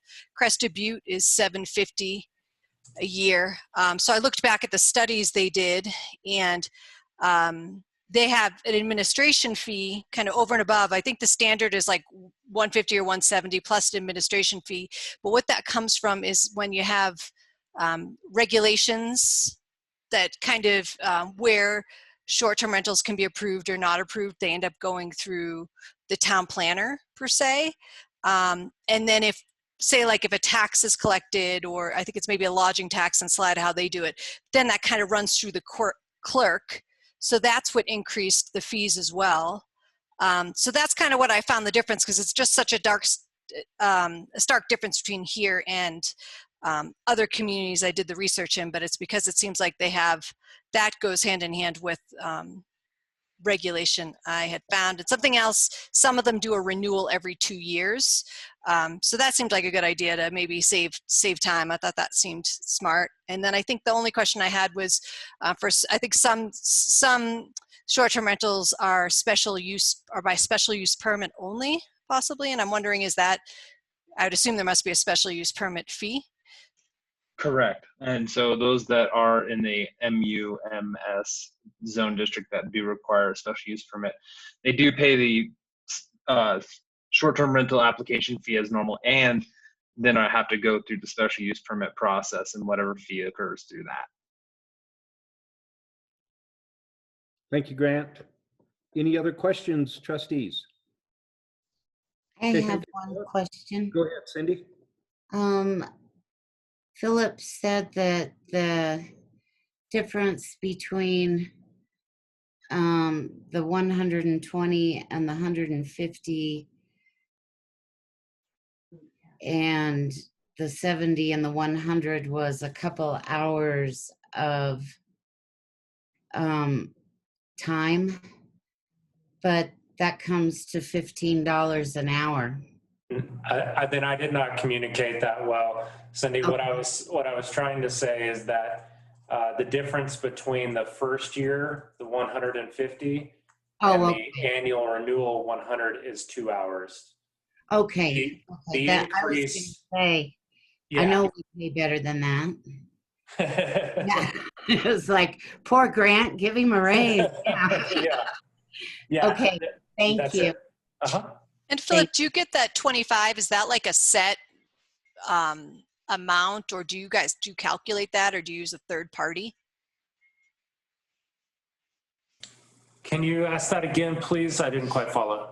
For figuring out the hourly rate, do you figure that based for each employee, including, you know, their hourly, or is there a set number used for fees? No, like I'm looking at the full cost of our employees that are doing that. So it's salaries plus benefits of those employees. Okay. Thank you, Grant. Philip? All right, and I'm going to ask Sean to speak a little bit. We've got down in the bottom here, we have water, some of the red-lined water, but I think Sean put together a great memo on that. But just to highlight how it corresponds to the fee schedule here, you see we're upping the bulk water rate, the system improvement development tap fee items, and then we have the water rates as well. So Sean, if you want me to reference your memo, I can, or I can stay up here in the table. Yeah, I guess let's stay at the table just real quickly. Just kind of start with the bulk water rate. Pretty significant jump there. But looking at some of the investments we have to make annually to the water fill station, as well as a little bit more information that's provided in the memo, kind of gives an idea of some fair market prices to kind of capture that recommendation there. In regards to the TAP fees, the system improvement development fees, a little bit of putting the cart before the horse on this, because we have in the 2021 capital project budget to do that water master plan, which would capture some fee schedules and help with some of the things that Joel was discussing earlier as well. But this is primarily kind of an inflation index that we've seen for the last several years, I think 4 or 5 years. Some of this going back to just kind of capture the index of what that rate might be there too. And the memo kind of supports also kind of some fair market prices with our surrounding communities. And then similar to what we did last year with the service rates, increasing that by a 2% inflation index for 2021 as well. Try to keep us kind of capture that cost to should be reflected a little bit more thoroughly once we see the master plan and the information that we get with that for our water rate analysis when we get that done. But in the memo that I attached with this, it kind of captures this information, kind of breaks it down by those 3 categories. So shows the water service rates, and I wanted to give some comparisons as well with that, so we can see where we're at with that. Primarily, I wanted to show you our infrastructure development fees, though, to kind of show where we're at with what Salida and Parkville, Lake County have. So I wish I could have felt more comfortable to increase it more as far as the infrastructure development fees, but I just figured we need that water resource master plan to capture that more thoroughly. And in my opinion, in all likelihood, we'll see that rate increase once we get that developed. And then also to kind of show you some of the comparable bulk water fill stations costs for service for water in other communities as well. Anyways, I just kind of thought it'd be helpful if you could see a little bit more information with those rates. It's important for sure. Some of the great reference material that we're able to have, or I was able to have, was the work that Al has done, and then the JDS hydro report that we got late in 2019. That back to Joel's discussion, their recommendations, encourage our new water resource master plan to be able to capture, about $10,000 a month, for water right, efforts and things like that. So that's just another way to kind of get us up to speed. I kind of feel like our water taps have been pretty low, but without having the master plan complete right now, I'm just trying to get there with what we know, with what is tangible right now, which is the inflation index.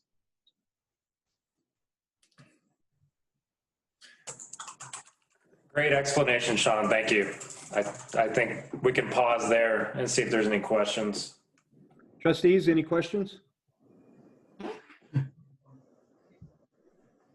And I know I can recall in the past, and I personally regret it in some respects, that we skipped increasing water rates because some other tax was being presented by the county or something. I don't recall exactly what it was, but that's something I don't believe we can afford to let go by anymore. These rates need to increase consistently if we're going to keep up, basically. Trustees, any other comments for Sean? Hearing none? What do you got, Philip? I think that's it for water rates. Mark, did you have a quick comment? I just had a quick comment. So on that table that you're looking at right now, just because it's covered in the UDC, the ADU, you'll notice is a quarter of the building tap fee down there on the bottom. So that is our trying to incentivize getting ADUs built. So typically, if you have a single family home that was a 3/4 inch tap, and because of the watering requirements for the new structure and the existing structure, oftentimes you have to upgrade from a 3/4 inch tap to a 1 inch tap. So we then collect that difference between a 3/4 and a 1 inch. Just going back to that water discussion we had earlier with Joel, we're also collecting the difference to get upgrade to that 1 inch if we need to. And then charging the quarter of that 1 inch versus the quarter of the 3/4 inch as an example. Just wanted to make that small note that we are accounting for those added water pressures when you're changing meter size. Thank you, Mark. Thank you. Mayor, that's all from staff on this topic. Did we really cover anything in rec, or did you need to? Wasn't planning on it, but if you see if any of the trustees have any questions on any of the other, I think those were the major items that. Okay. And I see, Jack had some changes, but obviously those are his things. Airport, he sees what's going on there. It looked like it was just conference room stuff, rentals, and then also nightly and weekly hangar space. That's a great point, Mayor. And just, Jack's not on the meeting, but I will say that we've always looked to diversify our revenue at the airport. We rely so heavily on fuel sales, but in recent years, we've had such a increase in utilizing our spaces. And so that's why the airport department has been pushing to establish good rates for those valuable spaces. Okay, thank you. Trustees, any questions on this fee schedule?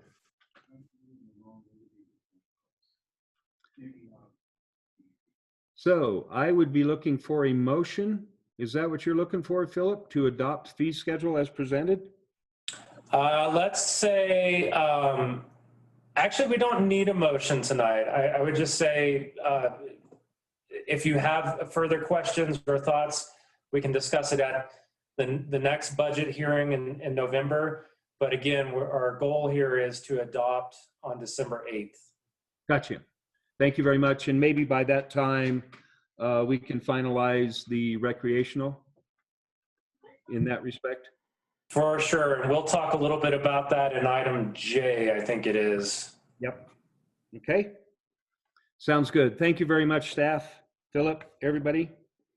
Next item on the agenda is a public hearing.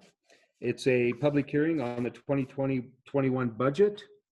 I will open this public hearing and we will hear from staff. Go ahead, Michelle. Thank you, Mayor, trustees. My memo, Philip has on the screen in front of you. And first of all, I would like to mention that I sent out invitations to all the trustees and the mayor to review the remaining funds. You've had the general fund and the capital improvement fund for a couple weeks now. Those are the funds that we really do a lot of intensive work on, but the remaining funds, the water fund and the airport fund, have other have revenues and expenses that are open for comment. And I noticed that Libby and Amy have been working in ClearGov, making comments and asking questions. And I guess at this point, at this moment, I would like to open it up to questions from the trustees regarding anything that was mentioned or flagged in ClearGov. If there's more clarification that needs to be made, is now the proper time to do that, Yes, Mayor? Or you bet. That's fine. Do trustees, do you have any questions for staff at this point in time? Go ahead. I Sorry. would, Go ahead, Cindy. I would like further explanation from Mark on the Planning Commission stipend at $50 a month. Sure. So basically, what we are proposing is to compensate the Planning Commission for some of their time. If you remember when we had the conversation about changing the UDC, before we did that, everything was going to the Planning Commission and a lot was going to the board for final decision. So we've shifted a large portion of those projects going to the Planning Commission. Granted, we haven't necessarily had a lot of those applications recently, but they are performing some of the approvals that were previously held by the board. And so basically what we're proposing is basically a stipend of about $50 a month per planning commissioner. So you have if we have a full planning commission, we only have 6 right now, but if we have a full, that would be 7 at $50 a month would be $350 a month. And then for 12 would be $4,200. And that's the reason why that number is in there. So I'd be happy to answer any questions about that. They, in the budget, I believe it was 5,700 or 5,600 for the year. My only concern on that is we have such wonderful advisory boards and they all volunteer their time. I am afraid that it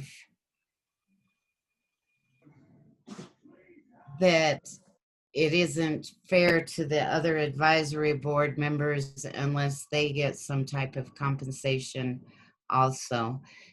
They said the money that this was coming from was from their training, and I can definitely understand paying people for training, but it's the other advisory boards volunteer their time and they put forth a lot of effort and pride in what they do for us.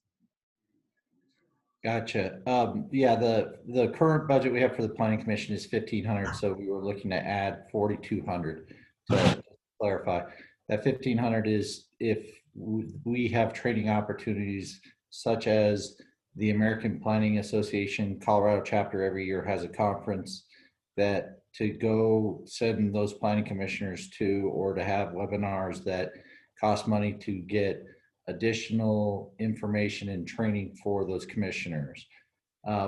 So, you know, it is certainly at the board's discretion about that, but I will say that the Planning Commission does spend, they do a very good job of reviewing applications, and they are different from other boards in the fact that they are doing a quasi-judicial, they're making decisions on behalf of the town, and are slightly different than just the volunteers that we have on other boards. Other volunteers, other boards have volunteers from outside of town, whereas the Planning Commission is required to actually be a resident of the town. So Jeff can probably talk about the discretion of giving, you know, various boards compensation, but it is something that they are spending a lot of time reading our staff reports and doing the work that was previously going to the board in many cases.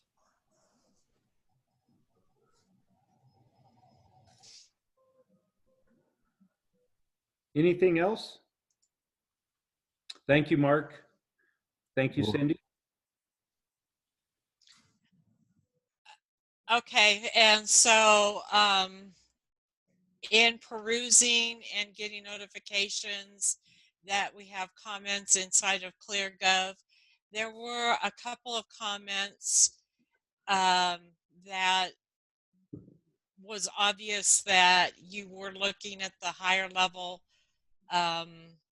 line item, and I guess the easiest way to know if you're looking at a higher level without the detail is if it's bold in ClearGov,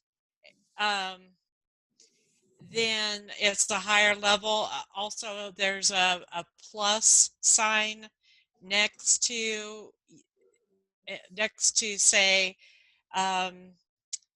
so the community center got a couple of questions about the landscaping and the building maintenance, and the questions were, what's this for?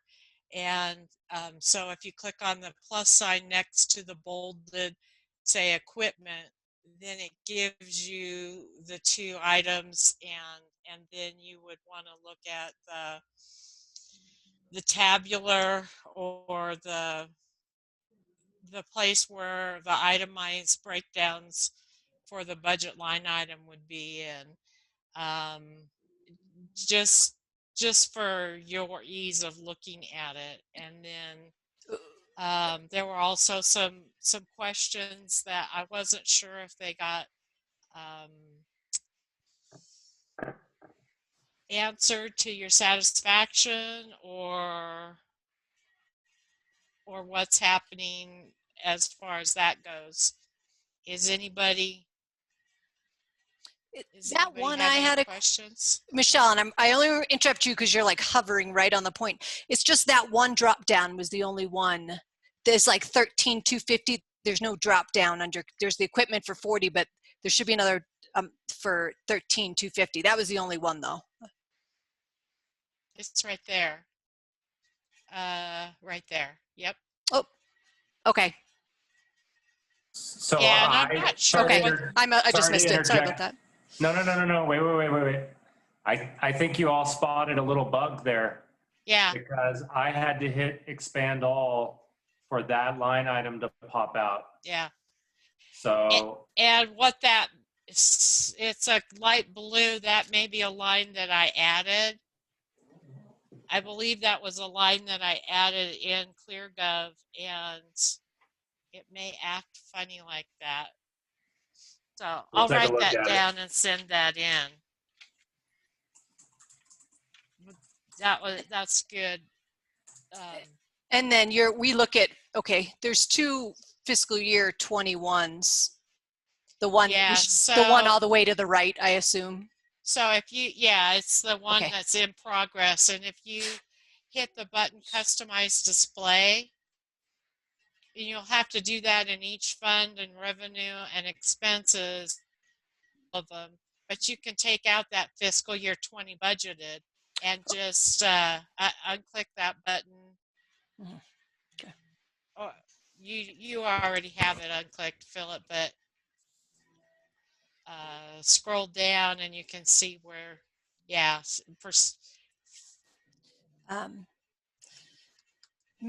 Michelle, is the easiest way to look at the balance sheet? I think you've been preparing that quarterly, I believe. Is that the best place to grab the balance sheet? Is out of the packet, or because I don't see a space that will probably never end up here, I suspect. Balance sheet is never part of a budget. Okay. This budget's just revenue and expenditures. Mm-hmm. The balance sheet is assets and liabilities, and I can prepare the balance sheet a little more frequently if you would like. It's not that hard. I just didn't know. I'll just take it from the packet when you present it. No problem at all. It's in the quarterlies, and then it's going to be, I'm going to start presenting the fund balance, the consolidated fund balance sheet, and the balance sheets starting next meeting to culminate in the final budget approval with the balance sheet and stuff. So if there's no other questions about ClearGov, Libby had a question. Libby? I have a few random questions. On the sales tax rebate, we have $105,000 in there. That's, I guess, what goes to true value. Yes. And when does that end? 2023. Okay, good. And then the highway users tax, that one dropped down quite a bit. Is there? Yeah, and we don't have any control over that one. That one is projected by CML, and it's distributed by the Department of Transportation. So. Okay. And then let's see.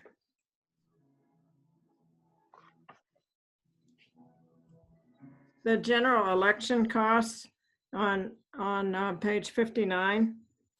Yeah, I remember that question. That would be something for Paula to answer if you can. Trustee Fay, can you finish your question? And then Paula's here. Yeah, the question is whether we have $8,900 budgeted for general election costs for 2021. And I'm just wondering whether we actually have any kind of a general election expected. At this time, we don't have anything expected, but in case something comes up, like a special use tax question, we have that covered. A recall election, you know, that could always come up. Just in case we don't always know, we also are looking at, you know, like I said, the special use tax, some kind of funding mechanism for police station, fire station. Okay, all right, thank you. So more of a placeholder, Trustee Fay, but the board can take that out. Okay. And then, let's see.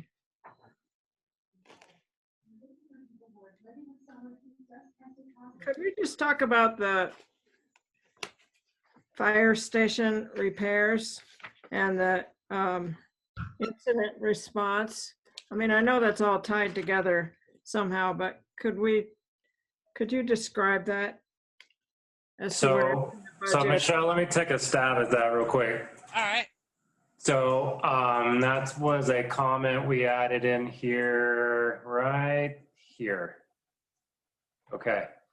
So, and also here. So a few things. One, Michelle is going to move ahead with moving off the incident response expenses and revenues into a separate fund. The board will need to consider doing that by resolution, and we're looking to bring that to you at the next meeting, just to go ahead and get that off into its own fund. Okay. The other thing is Michelle and Shauna.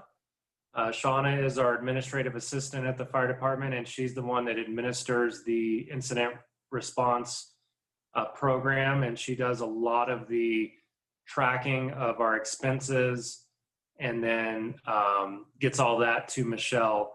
They've been meeting this week and late last week to start getting an idea of what the projected fund balance is after all of the activity from 2020.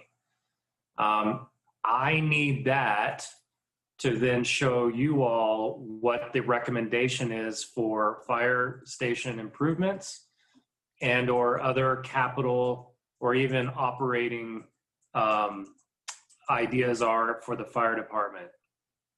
So instead of guessing what that number is, we're going to continue to create that projection fund balance so that we know where we're going to start 2021 at in terms of that savings or that new fund. And then I'm going to work with with Shauna and a couple of our firefighters, and we're going to have a work session prior to the December 8th board meeting to go through the incident response fund, the program and the fund, the firefighter reserve program, which is the current proposal on how we supplement our full-time staff with a little bit more dependable resources, or predictable resources, I should say, compared to the old volunteer program. And then how we are planning to, and by that time it will be loaded in the budget, but how we're proposing to take care of the fire station improvements in 2021 and how that impacts the capital improvement fund. Okay, thank you. You're welcome. My last question is on page 71. There's $109,616 for information technology equipment and probably software for a data center upgrade. Yeah, Libby probably ran into the same thing in ClearGov for those items and not being able to access the detail without expanding all. I did add those 2 lines. Those are have to do with the IT department needs to and yeah, Philip, it's in the capital improvement fund, and it has to do with the equipment that we have our servers on is coming to the end of their useful lives, and we are going to need to replace that. Yeah, and Michael Ammon's on the phone. Mike, do you want to say anything about that item? Sorry, I'm scrolling through. I'm not used to this anymore. I'm used to the ClearGov. It used to be on page 71, if that helps. Here it is. Towards the Here end. it is. It's right here. Yeah, I'm sorry. I was I was working on something else. What was the question? About the data center update. $109,000. Yeah, so that is replacing all of our server equipment, which is really nearing end of life. When I say end of life, what I mean is we can no longer get service contracts for that equipment, and it's a much needed upgrade. You know, as you guys know, technology vastly improves over a course of 5 or 6 years. So besides just being able to have equipment that's serviced, we'll also see better performance from our servers. But yeah, it's a complete server upgrade, including all of the town hall, public works, and PD servers. Okay. Thank you, Mike. Norm? I'm good. Okay. Anybody else at this point have any questions for staff before I move to public comment? Mayor, I'm not sure to do this right now, but just a couple things. The facilities, I see the $15K to improve the drainage. I'm wondering with the aging facilities, do you feel like more needs to be put in? I think the police station might need an issue or something. Do you think that it's worthwhile to put some extra money just into the facilities for our aging town hall and PD? I don't know if Well, that line item was to address a specific issue with the parking lot and the sidewalk and the actual drainage out there in front of the town hall, because it kind of turns into an ice skating rink. And if anybody's going to biff on that, that'll be me. Yeah. Yep, I definitely agree with that. I was just thinking we might want to put more in, just seeing what our facilities are in. I'm just not sure if trustees would think maybe put a little money in it just seems like the facilities might need some additional money. And then I think for the gas station on the corner, I don't know if any money needs to be set aside for that, or if that's going to happen this year. Is that something we should look at now? Those were two questions I had for trustees, and you could hear what they think. Trustees, any comments? I mean, at first I think of right offhand, if any drainage problems were identified, I believe those would be, just as it was for the town hall, they would be identified. And I think Sean would be on top of that one more than anything. I mean, I'm sure staff gives him the information as to problems around the building specifically. Trustees, thoughts on money being set aside at this point for the corner lot, or address it as it comes? I think we ought to address it as it comes. Any other thoughts? Do we have any idea of the timing of that? Happy to speak to that if you'd like staff to speak to it. Go for it. Please. Thank you. So we're going to turn that over to the beautification advisory board to start taking a look at. We do expect demolition to happen here over the next few months, so it will be primed to do something in 2021. I'd recommend that we look to do some light improvements within our operating budget already. So within Public Works and Parks budgets, I don't think that unless we see a proposal or a plan to spend significant money, I don't think we need to look at a capital improvement item for that. I think we could look at temporary seating, planters, those types of improvements as opposed to capital. Thanks. Thank you, Philip. Okay, any other clarifying questions from staff?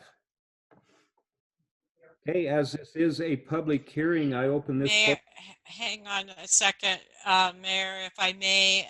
There were a couple more things on my memo Go for that it. I wanted to go over. Okay. We kind of covered the incident response activity, moving it to a separate fund, simply because the uncertainty of how to budget for it is really kind of messing up the general fund budget. And so it's going to be easier to keep track of it and to decide what gets spent out of it if it's in its own fund.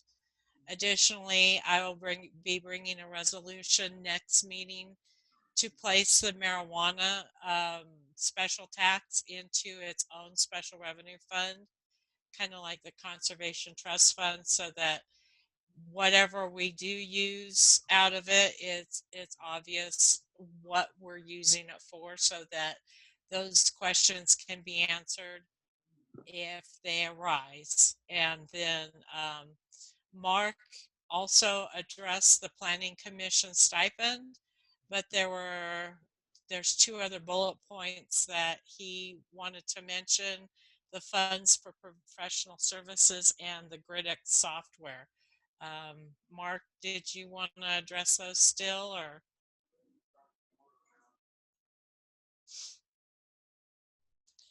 Is Mark there? Sorry, I thought I clicked unmute. I'll be happy to. Really quickly, the additional funds we're looking for surveyor is we have found need to hire a surveyor for a variety of projects.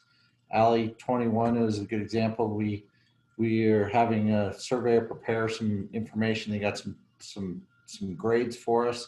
We're also going to be dealing with some other things regarding grading, and then we have some things like the skate park we do not have a survey for, or the land that the community center is on is not on its own lot. It's part platted town property, part of the open space for River Park. And then there are things like we needed to hire a surveyor to get some floodplain information for McPhillamy. So we're looking to add some money set aside for specifically to hire a surveyor if we need to. And, you know, the goal is not to use that $5,000 a year in its entirety, but to have it set aside in really depending upon the need for it. And then the Gridix planning software is something that I just wanted to talk about really quickly. I don't think we're there yet, but we are proposing to get some computer upgrades so that we can not only help communicate our codes, but to actually be able to provide better services to the real estate community and those people who are looking to build. And this Gridix platform is something that we're interested in and is, I think, a stronger tool for us to do better things with fewer staff and get information out to the community. So we'll probably be bringing that back later in 2021. Is the professional services under salaries and benefits for? No, it's its own line item, separate from salary.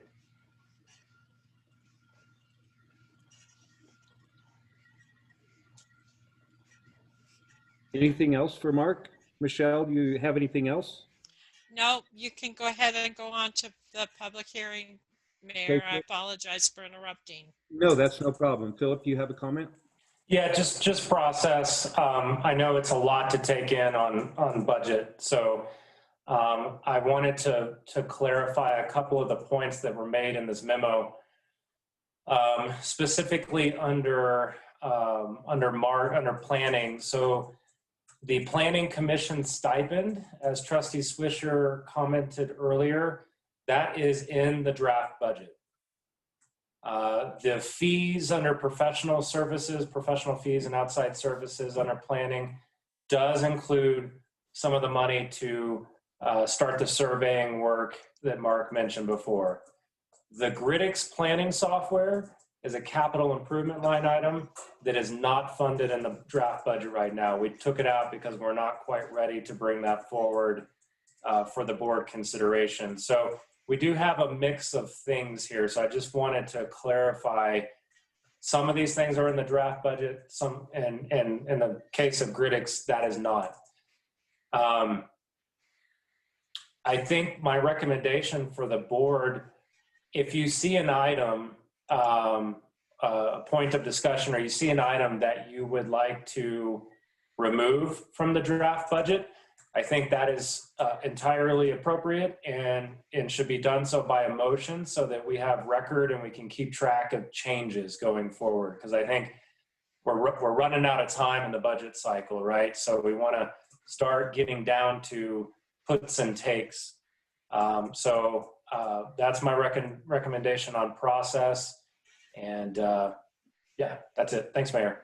Yeah, thank you, Philip. And I do appreciate the interaction with ClearGov with Michelle and Philip, and actually anybody on the staff team.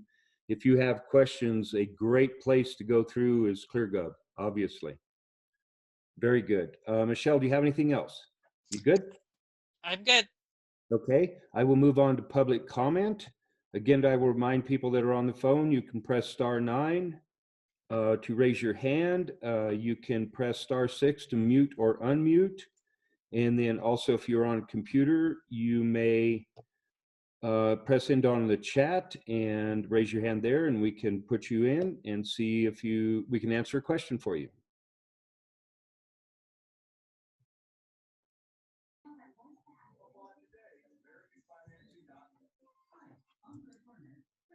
I see nothing, so I will close this portion of public comment. And trustees, do you have any questions between yourselves, comments, suggestions? I know that it's not a big deal, but I feel strongly about not offending the other advisory boards. I would either like to remove the Planning Commission stipend, or I would like the other advisory boards to receive some kind of a stipend because they do put forth effort for the work that they do for us.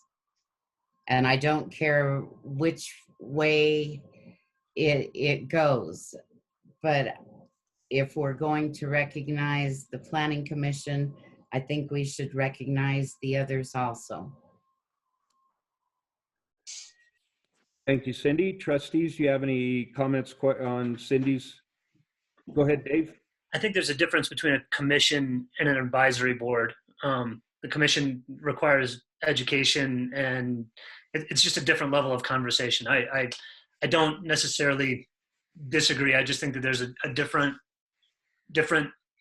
level of commitment required for the planning commission, which is, I believe, statutory, and the advisory boards are just locally created entities. So I'm in support of giving them something for their effort. They're super important, and their commitment is underappreciated as it is.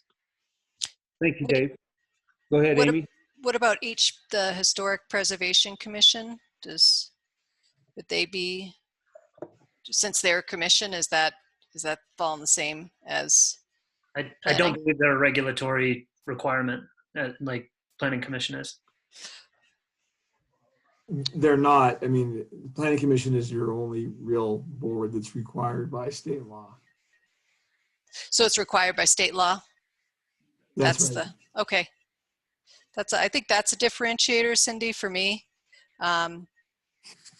Is that I know the planning zoning, it does feel like it's regulatory. So that's probably, and I just wouldn't be, I'm not sure how many advisory boards there are, and how we would even track how many people kind of come and go from those boards. So I'd be a little leery to do it. But if you wanted to think of another way we can kind of give support to these awesome advisory boards, I'd be open to it. But I think I'd probably be okay with just allowing the Planning Commission now. But I think just something, it does seem like, I'm glad the fees went up on planning, because it looks like the expenses have gone up a bit too. So it's good to see that the fees are increasing to offset that. There's no new hires in the planning department, is that right? Just the talk of the surveyor? There's no new proposed hiring of town staff, no. Okay. Thanks. Anybody else have any comments on Trustee Swisher's comment? Mayor, I have to concur with Dave. Okay, thank you, Norm. Devin, do you have anything? Yeah, I concur with Trustee Volpe. I think they work a lot, and I can see that. Okay, thank you, Devin. What about you, Libby? Yeah, I agree with Dave. I hope that the other committees are submitting any expenses that they incur as they go along. Thank you, Libby. So the consensus is basically, Philip, Michelle, as stands, we will leave in the $50 stipend for the Planning Commission, okay? Thank you, Mayor. Yep. Are there any other clarifying questions between trustees? And thank you, Cindy. We appreciate your input. So I will close this portion of the public hearing. I would entertain a motion to continue this public hearing to the next scheduled meeting, which is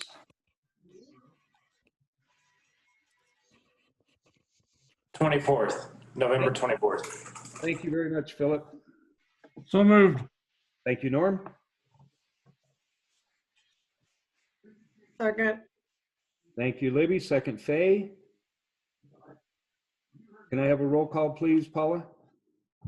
Trustee Eckstein? Yes. Trustee Fay? Yes. Trustee Nyberg? Yes. Trustee Rowe? Trustee Rowe? Trustee Swisher? Yes. And Trustee Volpe? Yes. Okay, thank you all very much. And any questions you have, please have them, and any possible recommendations for removing something, pass those along to Michelle and Philip. And that's very great to do that through ClearGov, if at all possible. And I guess one question on ClearGov, can we see each other's questions? I see someone made some questions on the water fund, but I don't think I can access it. I'd love to hear what other trustees are asking or looking at. Do you know if that's an option? I believe you just click on that box and it will bring up that question. I've seen your questions. Yeah. Okay.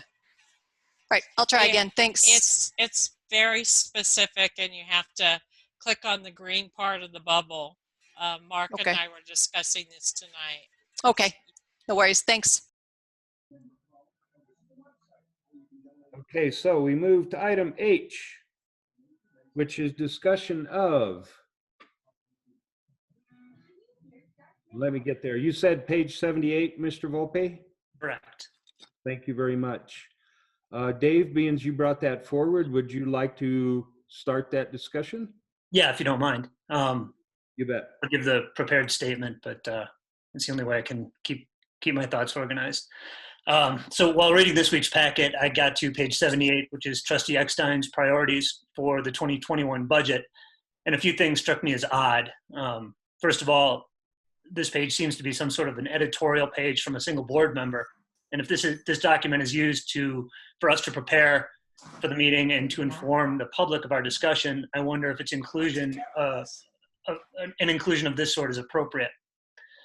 Secondly, some of the items that are contained in the page don't seem to relate to the budget at all. Some of them have been previously addressed by the board. Some don't have anything to do with municipal government. And I'm not sure how to direct the conversation. Perhaps we could start by discussing appropriate channels of communication, whether this belongs there, how we talk to each other.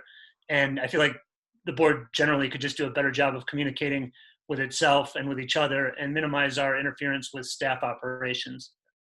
I guess we'll start there. Okay, thank you, Dave. As you, we'll look at this first as an item in the document itself. Trustees' thoughts as to whether this should be allowed to be put into the packet or if this should be a internal memo to the trustees. Jeff, could you give me a little guidance as to how that could be inappropriate, if I may say? Well, you know, I mean, I think it's really up to the trustees how you want to communicate among yourself what items should be in the budget. You know, I guess maybe a little background on how that was added, why the decision was made. I don't, you know, there's no real particular legal rule. I actually haven't read through every word in it yet, so I apologize. But I think, you know, it's really up to the trustees how they want to communicate these issues to each other. It would be a public record if you just provided it back and forth anyways.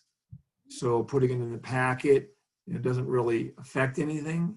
But if it's the kind, if you don't want to basically deal with these issues by having each trustee insert their own sort of comments, that's fine. It's really a call for the board to make. Okay, thank you, Jeff. So the only complication to that would be if it was shared to the trustees, obviously, responses would have to be individually and not a group response. Yeah, you know, I mean, the open meetings law basically provides that if emails can constitute a meeting, there's still some law to be made on that issue. But I generally think that if two trustees talk among themselves, it's not a meeting. But when there's three or more trustees communicating, it can be a meeting, even if it's done by email. It kind of really depends on how you do it. But I generally discourage group emails back and forth. Let's put it that way. Gotcha. And I agree. And I think that's what I was alluding to. If you send it out, and we've had this discussion, gosh, for the last 5 years, I think it is, since we really started emailing, is if somebody puts something out there, do not reply all, only reply to that specific person.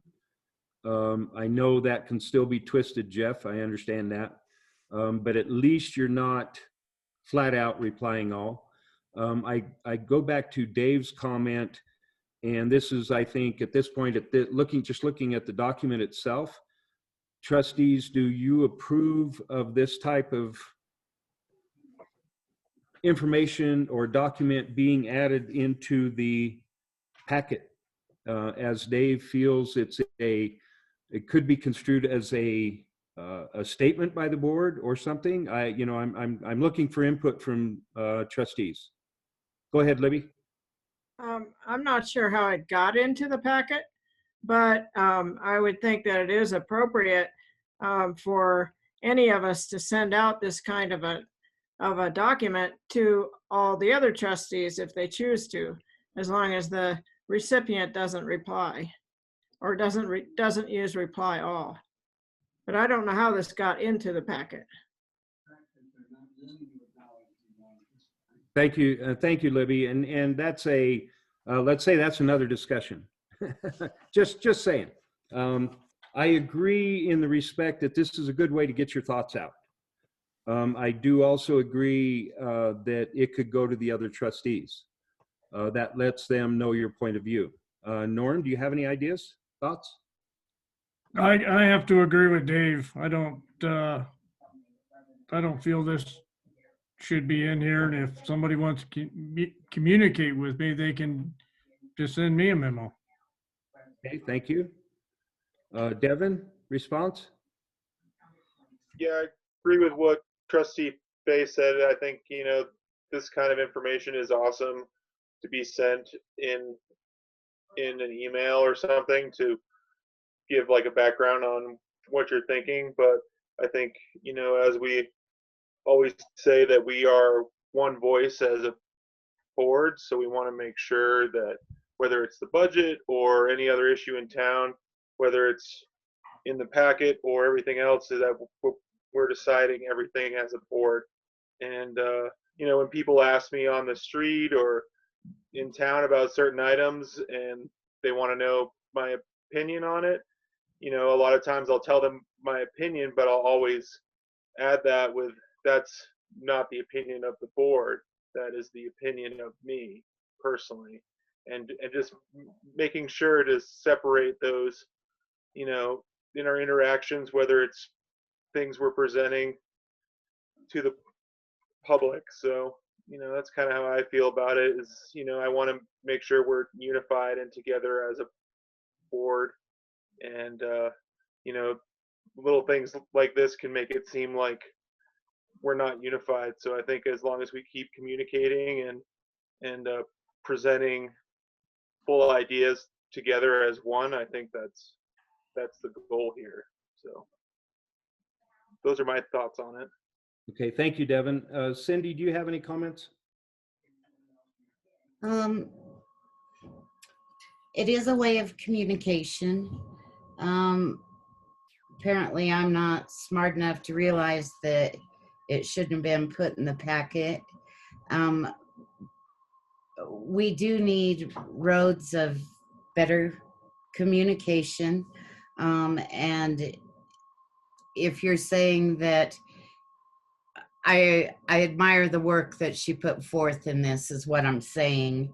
She is thinking about the town.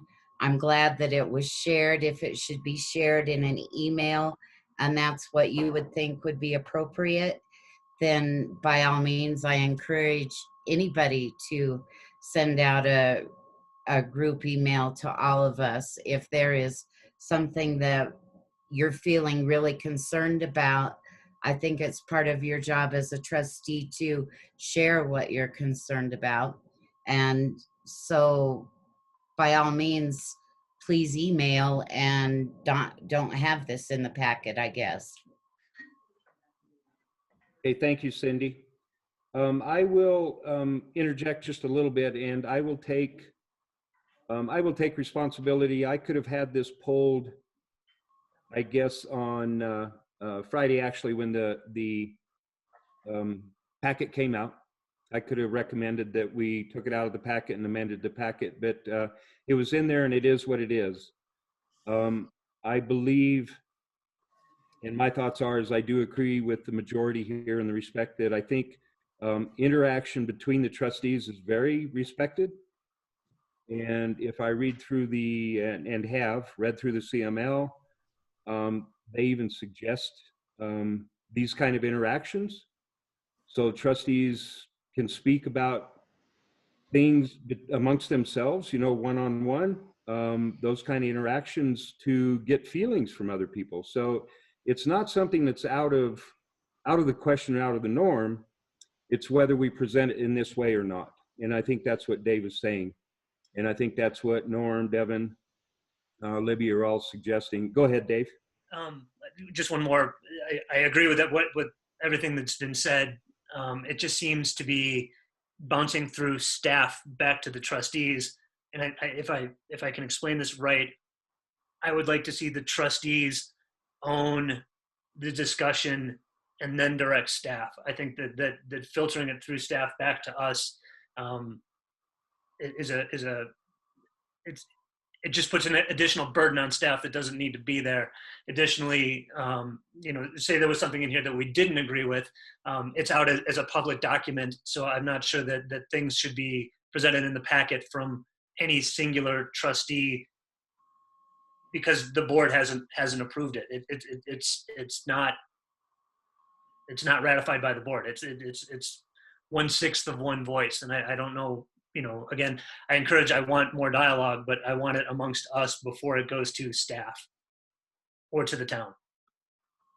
And thank you, Dave. Jeff, were you going to make a comment? Yeah, I was just going to comment that, ultimately, there's nothing wrong with communicating these issues. And in fact, that's what you should be doing as trustees. I just think that it's just a matter of how you do it. I didn't mean to just repeat what people were saying, but I mean, legally, there's no issue with this. And if the board wanted to have a opportunity for every board member to provide written comments that they think should be priorities and put them in the packet for consideration and discussion, that would be fine too. It's just really a matter of how you want to do it. So I didn't mean to imply that there's anything legally improper with this in my previous answer. It's just a matter of procedure. And I don't think you did, Jeff. I appreciate that. I think that is the direction I believe Trustee Volpe is going, is basically procedure. Should we as a board not, or should we not just discuss this amongst ourselves and then agree upon to, let's say, an item or two that we say, yes, I agree with that, let's move forward, as compared to presenting it to the town as this is what we want to discuss. And I think that's part of what Dave is talking about. I will, what I would like to do, and I've been thinking about this quite a bit, and I know some of the underlying circumstances with staff right now are very stressful, and they have a ton on their plate. I think that often gets forgotten, and simple, I'll call it simple comments, suggestions, questions entail more time than really what staff, I mean, obviously, they have things to do. And if you take them away from their job or their business, then all of a sudden we're just stacking more on top of them. It's more than just asking for a resolution, it's still time.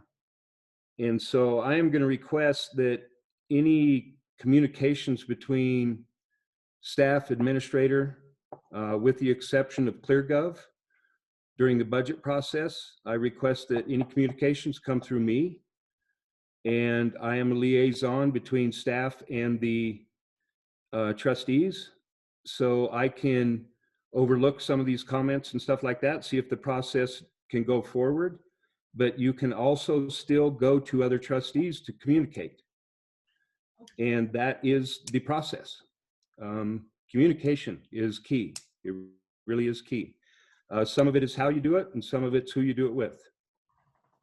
So I'm going to request that, just because staff has so much going on. Every time we turn a table and a question, it takes away from time that can be well spent in other directions. Do we want to set any kind of process or policy at this point as to whether we're going to allow this type of information put into the packet in this direction? I think that ought to be something we discuss at a further date. Okay, thank you, Norm. Anybody else? I agree So with how do you guys communicate? How do you guys communicate priorities? I've been doing this about 6 months. I've done all the reading. I love it. I'm always prepared for the meetings. I've reached out to every single trustee, a couple, including the mayor. Sometimes I've received some pretty disrespectful responses. And I'll tell you what I think.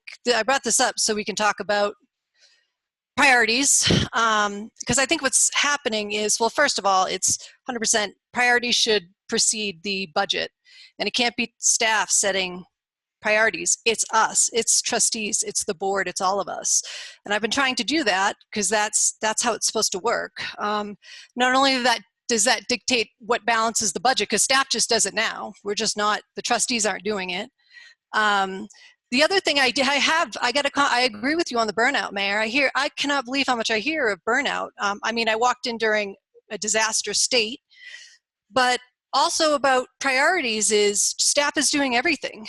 And you can blame it on, somehow I'm being blamed for staff burnout, I guess. But what's happening is if we do not set the priorities, then staff does not know what to focus on. That's straight up, I think, what's happening. I mean, staff's doing everything. They're doing our jobs, trustees. No, I'll finish what I'm saying, please. Okay, Thank go you. ahead.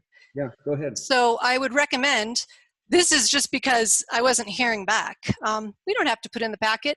I think a great idea would be to just meet and talk about priorities, but it's a little concerning that we're done with the budget and we've never really talked about priorities. And then I think the biggest thing that concerns me is I was hoping for this, to hear from, these are mostly carried on from what the last board developed for their priorities. I mean, is the police station, the fire and affordable housing, is that really like something new? But I think what I want to do is go through and figure out, what do we need to get done this year? What do we need staff to get done this year? And then from there, Philip will create a work plan and delegate it to staff. But we have to be careful. What happened this year is, obviously COVID wasn't planned for. So all of a sudden that's on top of all the other work that gets done. And for example, something like retail marijuana came on, and man, that was hard because I'm like, oh, that wasn't part of the plan. And that's what creates the burnout. So my goal for this is, I'm not saying this has to be everything, but I want to hear from trustees to say, this is what we have to get done. Everything else, then staff knows, you know what, that's not important. We don't have to work on that. And then it can flow through to a work plan, but then there isn't so much stuff added on. So however you guys want to talk about priorities, that's fine, but I just haven't seen it. I haven't seen it in action. I've been here about 6 months. So whatever you guys want to do is great with me. If you want to take it out of the packet, I don't care. I mean, I think it's kind of a waste that we just spent 15 minutes. Well, we should be talking about priorities, but that's just my thought. That's just what the CML says. So whatever you guys want to do is great with me. Okay, so I will reiterate that there was a meeting, and I believe you were at that meeting at the airport, and that was our planning meeting. That's when we discussed the things that are projected. Before COVID, you mean? So you guys, okay. Yeah, we had a meeting. So before the budget, priorities should be established before the budget. Yeah, and they were at that meeting. I don't know how else to explain that. At that meeting in the spring, we discussed priorities for the year and what But this is next year. I mean, you really think it's a problem to revisit priorities, Mayor? I mean, how do we decide what we're going to buy? A fire station, a fire truck, whatever. Mayor, whatever you want is great with me. Perfect. Take it out of the packet. We're good to go. I suggest we move along, is what I would like to do. Yes, I suggest, Amy, that you listen. Yeah, I think I've listened enough, Mayor. We're good. I don't want to, no, I'm good. Good. Let's move along, my friends. If you guys want to talk about priorities, trustees, I'm good. If you want to talk about how on earth we're going to deal with this police station and figure out how to pay for it and how important it is, I'm down. But no more lectures. I'm done. Thank you. Let's move on, guys. Norm will take your advice. We will put this on a next agenda for policy, and we will move forward. I said a future agenda. Yes, I understand. Thank you, Okay. Norm. Next item on I the don't, agenda is Colorado Parks Wildlife Grant Resolution for the Whipple Trail and Bridge Reconstruction. I believe that's Earl.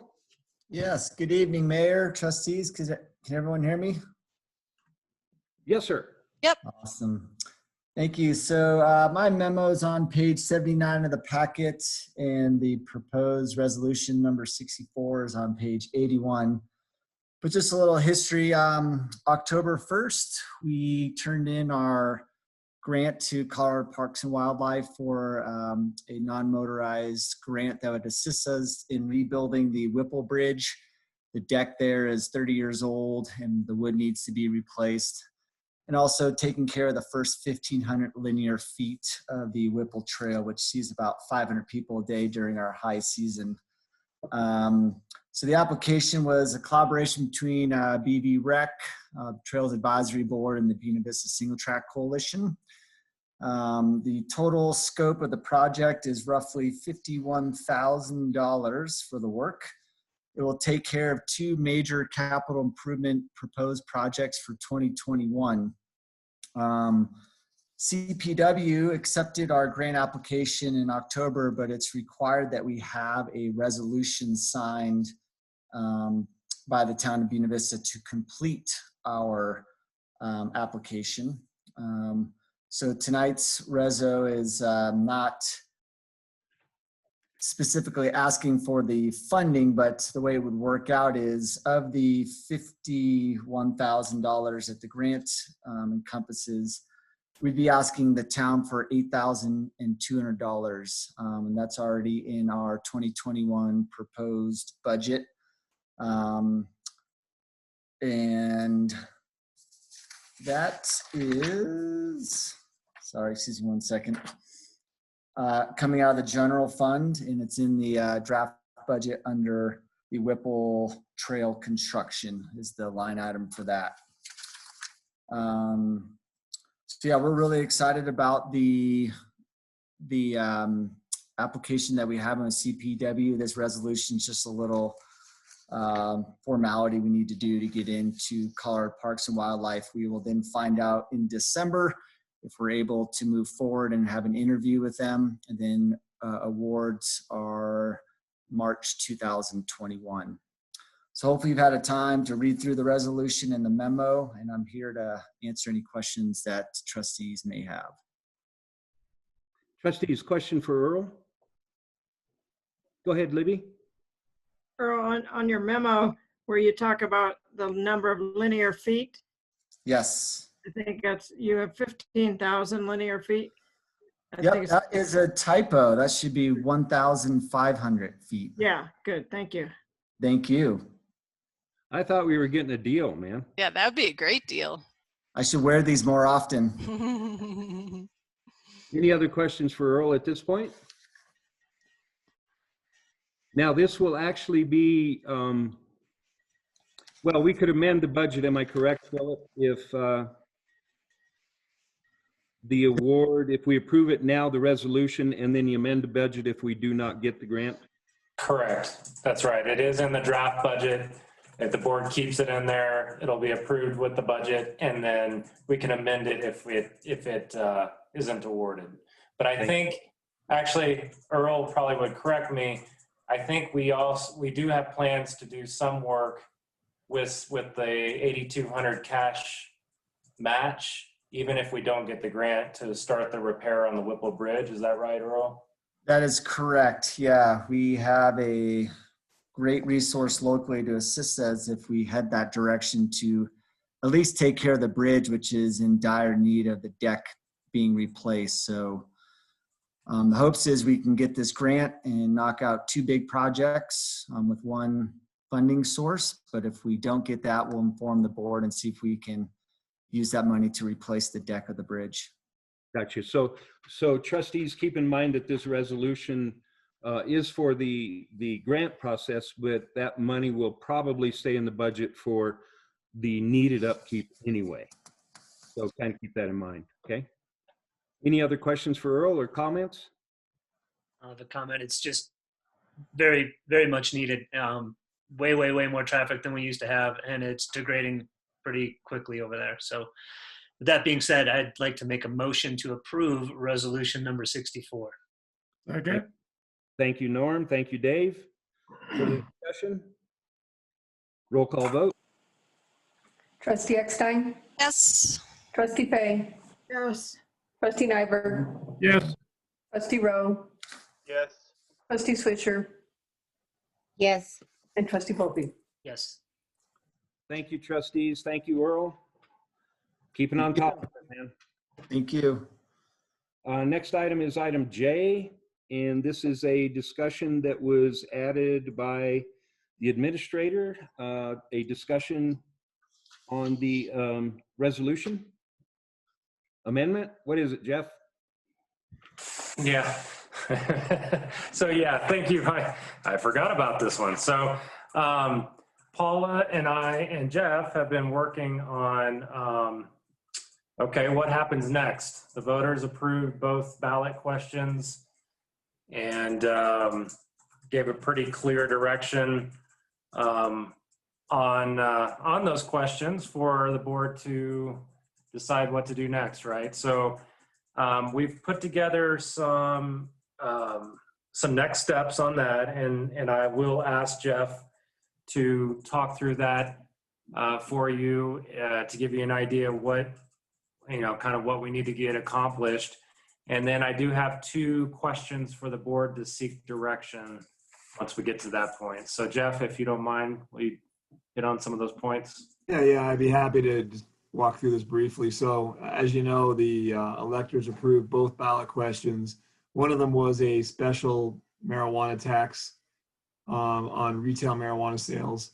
And the other one was basically approving the advisory question regarding whether or not the Board of Trustees should pass the proposed retail marijuana ordinance that you all had basically approved as a draft back in August 25th, I believe, which basically allowed for retail marijuana stores and continued to allow for medical marijuana stores.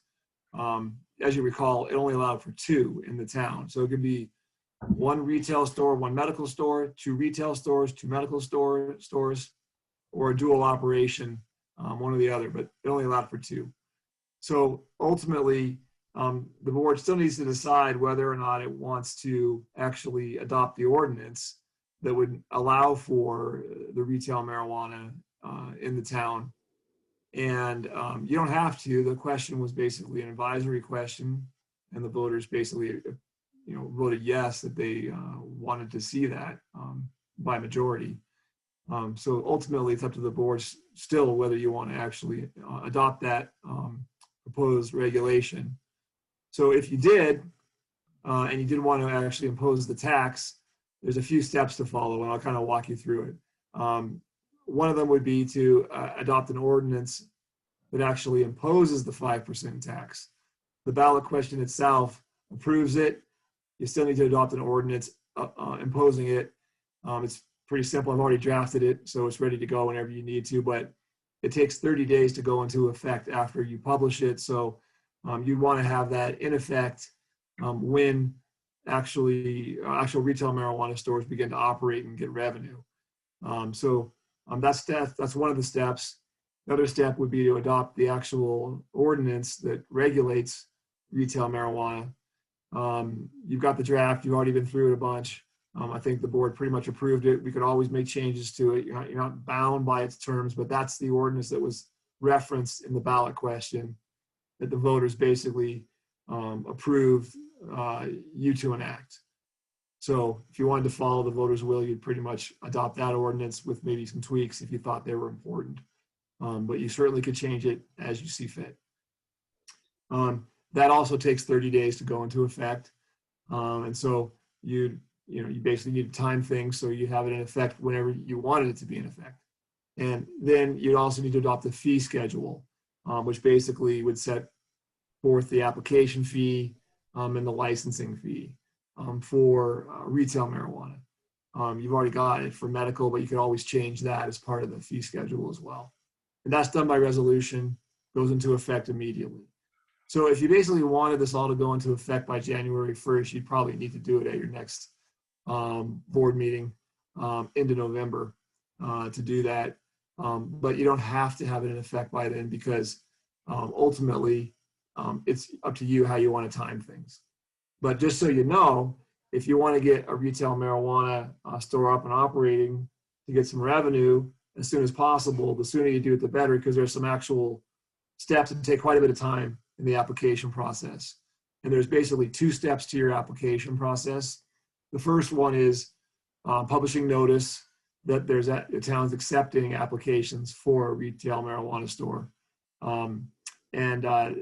That is a notice that goes out, and you basically provide it within 30 days of the effective date of the ordinance. So the ordinance gets adopted, goes into effect, then you provide the notice within 30 days.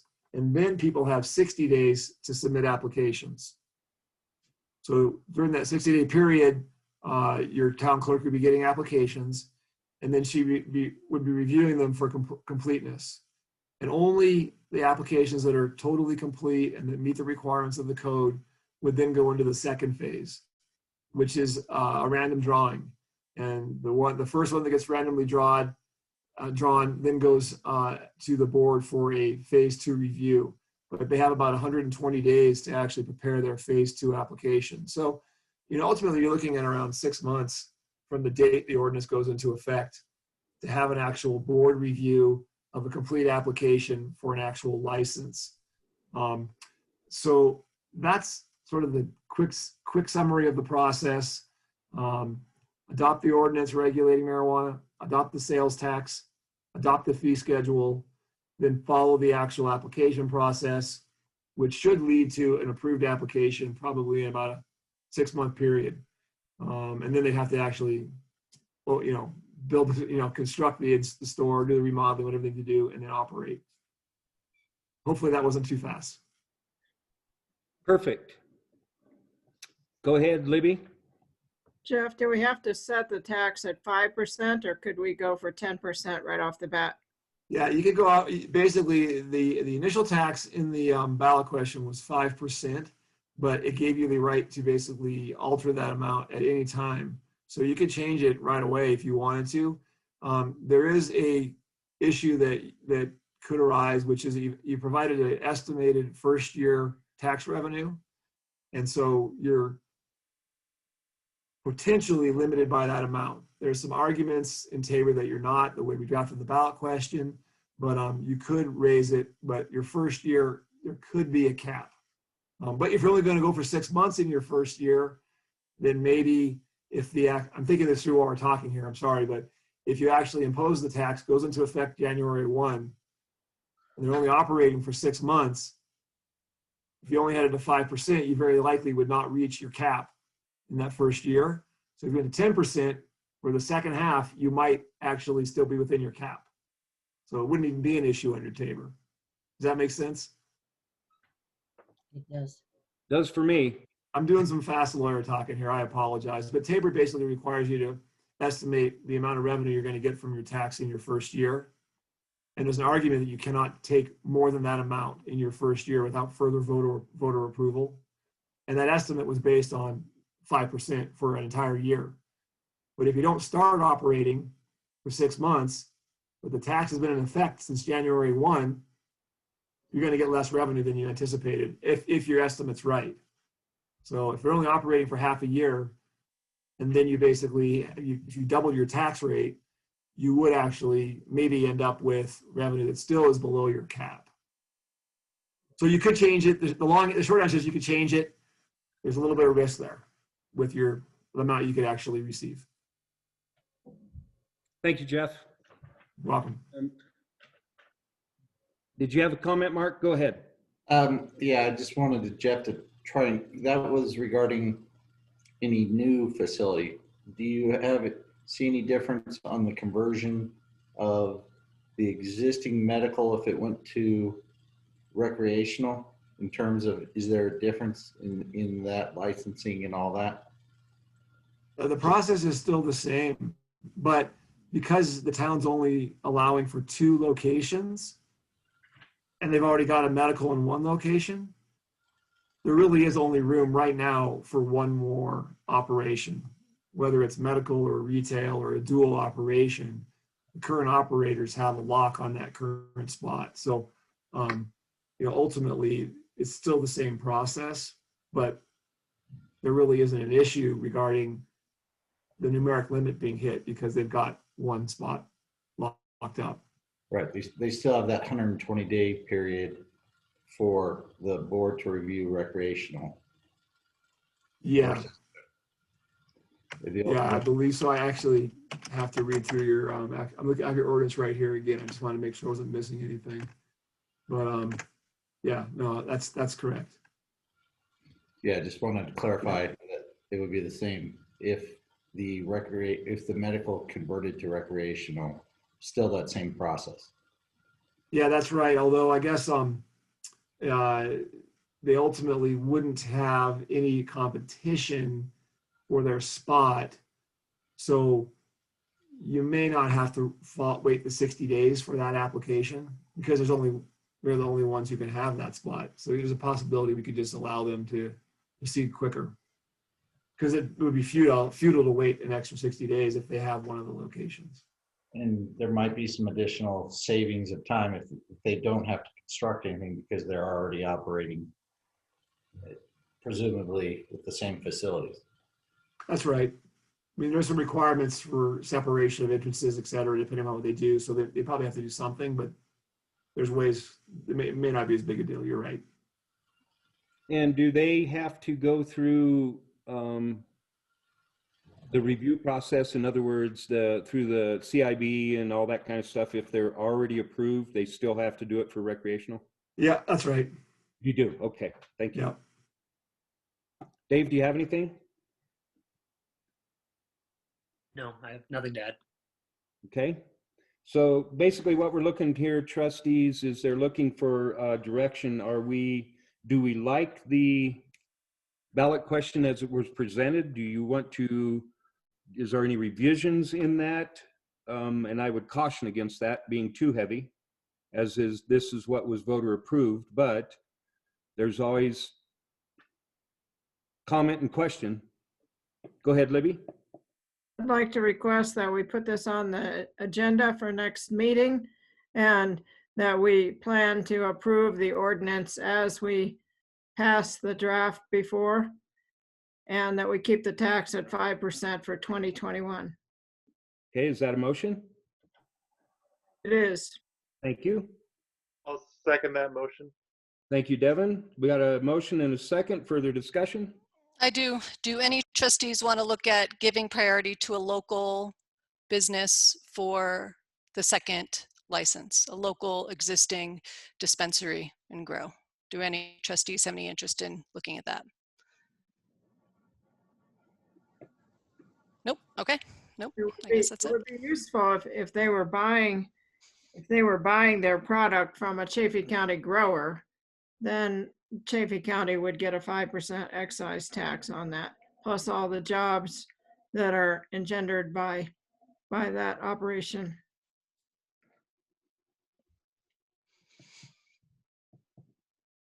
Any other discussion?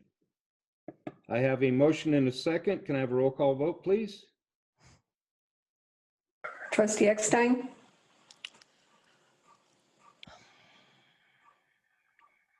Trustee Eckstein? Yep. I'm sorry. I'm thinking. Just bear with me.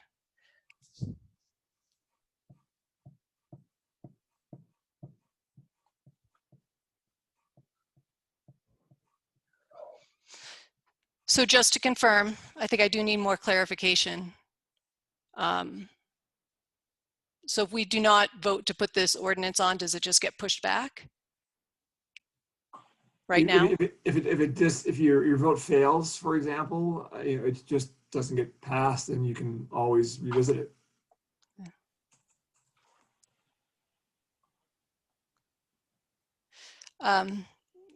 Could I hear the motion one more time? Is that possible?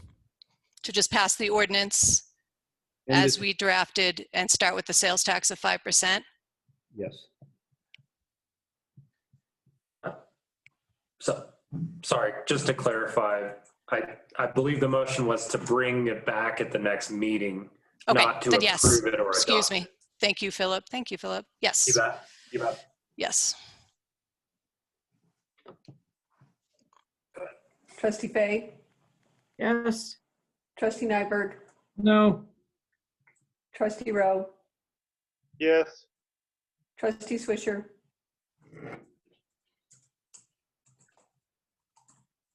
trustee Swisher. I'm No. sorry, No. trustee Blope. Yes. Thank you, trustees. Thank you, Philip. We will see more. Thank you, Jeff. And we will see more at the next meeting. We have staff reports. Town treasurer. Thank you, Mayor, trustees. My memo is all by itself in the packet tonight. I have a shameful plug for the transparency website for the public to also look at things regarding financial transparency for the town of Buena Vista on cleargov.org.com. And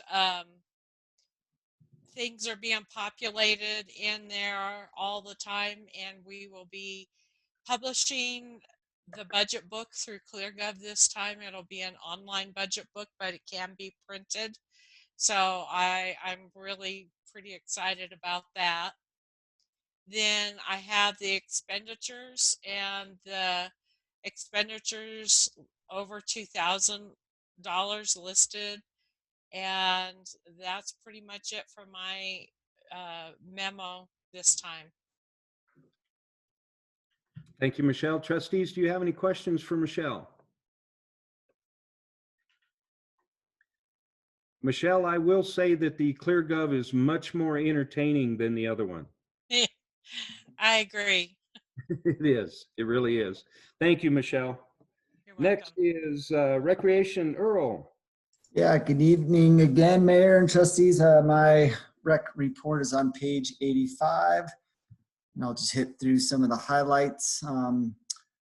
Team is still doing a great job. We're having a lot of fun, offering great opportunities for people that are desiring to keep recreating, even though we're in different times.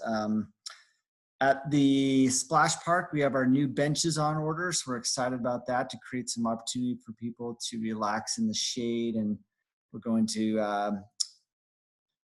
on one of them, have a placard just honoring what the Optimist Club has done for our community, so we're excited about that.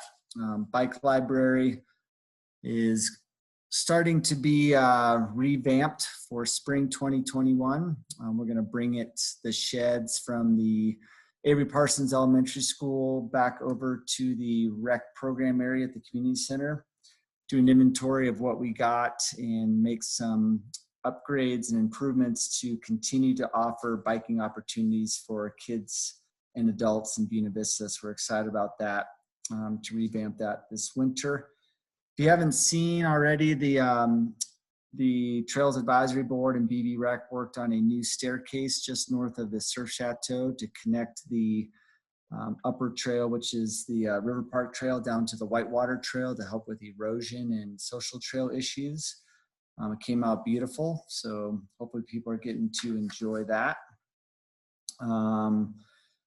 We haven't forgotten about our GoCo grant we put in October also. We are supposed to know by the 17th of November, so that's coming up really quick. Next week we'll get word if we're awarded or not to move forward on building out our multi-generational facilities. So super excited about that news coming soon.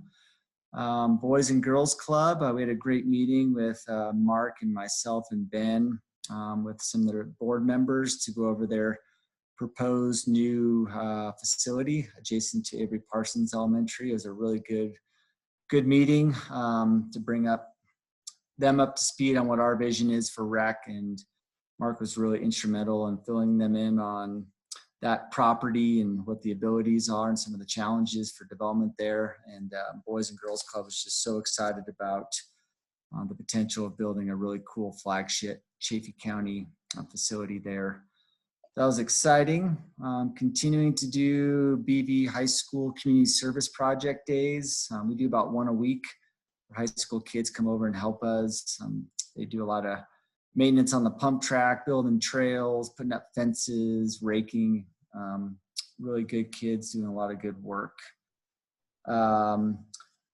Ben and myself meet up with the chamber every month. We had another great meeting today with Melissa, the new director there. They have a lot of good things in the works, and relationships between the town and the chamber are really strong right now. So we're excited to be working with them.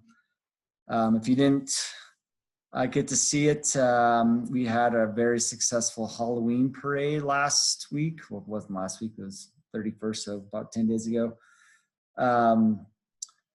Great tradition was continued with the help of PD and the fire department. So thanks for everyone's input there to make that happen safely during COVID. The kids were just excited to show off their costumes, and the parents were pretty excited to be out on Main Street enjoying something that's happened for years. Let's see the little highlights on the next page. Scoreboards in finally, so we'll hopefully get that up with Public Works and the Parks Department here in the next couple of weeks, and just continuing to bang out several capital improvement projects listed in the memo. For programming, on Shane's side, we finished up men's and women's volleyball, super successful indoor programs. Soccer is finished up. We're starting up Demon Diggers youth volleyball for kids 3rd through 8th grade. So if you have any friends or family that want to do that, send them our way. Adult basketball and youth basketball is postponed. It's a higher risk activity than volleyball. It's more face-to-face interaction. We will get those programs going in March. We are doing adult open gym volleyball on Sundays at Buena Vista High School. If you haven't seen the high school and the new facilities in there, they're really top notch, something to be very proud of. So early fall financials from all of our programming came in about $13,900, which was nice to see during a pandemic. For facilities, Ben continues to stay in great communication with all of our inquiries and our ongoing rental folks.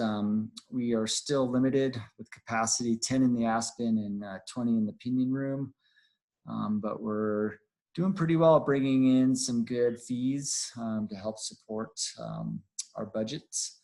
We have a lot of new rental inquiries coming in, homeowners association. We have a couple of church groups that meet on Sundays. Public health uses our facility for diabetes training. City Market's been using it for some training. So it's good to see that the community center is still being utilized. Other special events, this Saturday will be the homecoming parade, which will be put on by the Buena Vista High School. They will start at Railroad in East Main and travel down Railroad Street to the south to the high school. Should be a short but really fun parade. And we're getting a lot of inquiries for new events and historical events that are coming to meet with Ben as you're getting ready for their 2021 planning. And yeah, Ben did a great job tonight, and thanks for your help with our fee waiver policies and our 4th of July guidance. And yeah, we appreciate everyone's support, and we'll just keep having fun. Thanks. Thank you, Earl. Does anybody have any questions for Earl? I don't think your business, I'll call it, Earl, has slowed down at all. Nope. I don't think we ever will. Too many people love having fun. It's good. We're having a good time. It is good. And you got a good team with you. Thank you. Next is Public Works. Sean. Thank you, Mayor. Thanks, trustees. So pretty good. October unaccounted, 15%. Nice to see that. Pretty dry month all in all, so you can see the comparisons for the 2018, 2019 calendar years. And obviously, we are having more water use, but I think, you know, a lot of that is due to how dry it was in October. We've seen a lot of water. One thing, quick little water exercise. Just wanted to, I was kind of looking at it while Joe was doing his report a little bit, you know, and kind of a little SFE exercise here. If you look at the 2020 unaccounted and the 2020 accounted, kind of a neat little thing to see. Might want to include this in my report in the future, maybe to share with you guys how our SFEs can fluctuate. But looking at the 14 million gallons, that's about a 283 SFE, and the 16 is about a 200, or I'm sorry, about a 320 SFE, just based on our current accounts that we have now. But yeah, it's, I don't know. You guys probably don't want to talk about SFEs and water too much more, but I just kind of think it's neat to share that, and I might share that in the future in these reports, just to kind of show you how the SFEs can fluctuate in town here from summer to winter. Yep, keeping up with the service line and meter installations, so you can kind of track where most of the development is happening. Water operations. Water department found an unmetered service line break. I think that had a lot to do with the unaccounted being 15%. So we're slowly chipping away at it. Seems like as soon as we fix one, you know, another one might be starting somewhere. We never quite know with that, but good on them to find that and get that repaired. We're wrapping up the Ivy League tank coating project. If things go well, we'll be done with that this week. So we're excited to get that wrapped up. Wrapped up the hardscaping for the Railroad Street sidewalk project. We have a few things to punch out on next spring, but looks like we'll probably be putting it to bed. Like to maybe consider that site as an Arbor Day celebration next year if things go well, and we can afford ourselves the opportunity to have an Arbor Day in 2021. I think it would be a great site to do that with some tree plantings and some landscape improvements in the drainage areas. I don't know if I told you this, Joel, but we got the JV sign installed. I don't know if anybody's seen it. It looks great. Oh yeah, it looks great, Sean. It's incredible. Great design. It's really, really nice. So good on that. Plugging away at the engineering projects, not much has changed too much. These are long-term projects, but we are really getting a lot of meat on the bone in standards and specs. So that's good to see. Focusing primarily this month on our water, getting our water standards up and build for the technical manual, as well as future revisions to the code. So thanks to Al and RG and Associates for keeping that going. Yeah, and a lot of the other stuff has stayed the same. Wanted to make sure I get a thank you to all the nameless people that help us out. I think you guys see it too, but yeah, we see people up there helping with the recycle center, and you know, just kind of helping out our community, and we see it. And I just wanted to say thanks. This is a pretty amazing community. Don't always get to capture that, but yeah, it's about all I got. You have any questions? I can touch on something more specific if you see anything in there. Any questions for Sean? Just a comment that the corner, the intersection of Marquette and Railroad is looking really good. It's going to be cool. So thanks. Yeah, thanks. And the sign does look really good on that hillside, Sean. Big difference. Great design. It's yeah, looks good. Anything else for Sean? Thank you, Sean. Appreciate your efforts, man. Next is airport. Philip, are you going to talk about that? Yes, we have an airport. Page 92. Sorry, it's late. Yes, Jack's out tonight. He's traveling. So I think just to highlight, I appreciate Trustee Rowe reaching out and asking me what in the heck's going on out there. We finally got the testing that had been postponed and postponed. I know it created a little bit of noise, but it's going to be a tremendous help in November, I would predict, in terms of our Jet A fuel, which you can see year to date, we're quite a bit behind 2019. 100 low lead, which is the small aircraft. We had a lot more activity this year than we did in 2019. So, that's, so I would expect when we look at November, we'll see the Jet A increase. So finally got some of that testing. The remaining portion of the testing from Boeing, this area right here, is postponed to January 2021. So won't hit our books in 2020, but we'll take it early in 2021 to get the year off and going from a revenue standpoint. Runway rehab looks amazing, and we're wrapping up all the paperwork and invoicing on that. Very successful CDOT grant project, so very happy with what's going on out there. As Michelle stated earlier, I know you guys have been pouring through numbers and looking at ClearGov and stuff, but she also invited you all to the airport fund.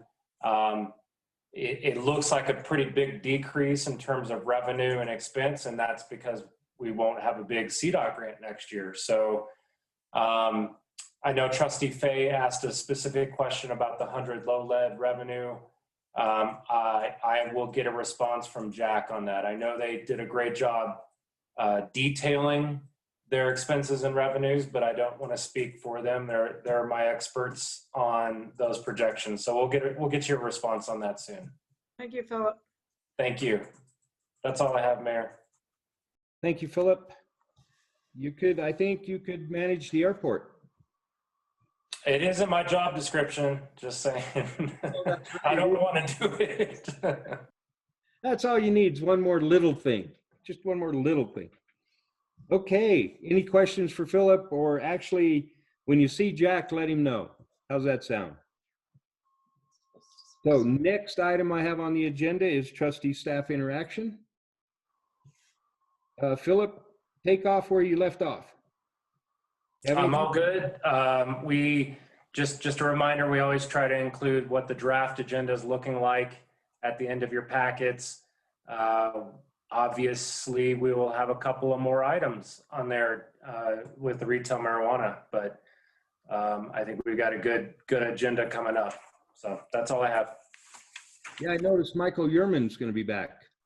Yes, he has a new role, and I think it will be an interesting, very quick update to you all, but he has a role that will help possibly get some of our large capital items into federal funding consideration. So thinking about our facilities and some of those projects. So be cool to hear from him. He's our old planner for those that don't remember. He's our young planner. A young old planner, yes. All right, thanks. Is that all you got, Philip? Yep. Okay, Sean, anything else? No, thank you. Good to go. Thank you. All righty, Amy, what do you have? Yeah. So Mayor and Volpe, I was completely blindsided about what happened earlier. Mayor, you said you could have done something different. I highly recommend you don't do that. It's super unfair. But I also want to see for trustees, if some of you do want to get together and talk about what we kind of stuff that needs to be done in the next year. I would love to get together. I don't know if we could maybe do it before the next, maybe possibly the next meeting's pretty close. And I think it doesn't have to be a work session. I think it can just be posted as a meeting. But I just want to see if any trustees wanted to get together, maybe next Tuesday before the meeting or after that. I think it might need to be posted. And I was just wondering if three of us wanted to get together at least. 2 weeks from now. Yeah, I don't know if that would be, is 24th. that too soon? Would you have an interest in meeting then, and then we can have Paula post it? It's fine with me. Cindy, would you like to join, or Devin? Would you have any interest in kind of sitting down and going through some stuff before we finalize the budget to make sure nothing's missed?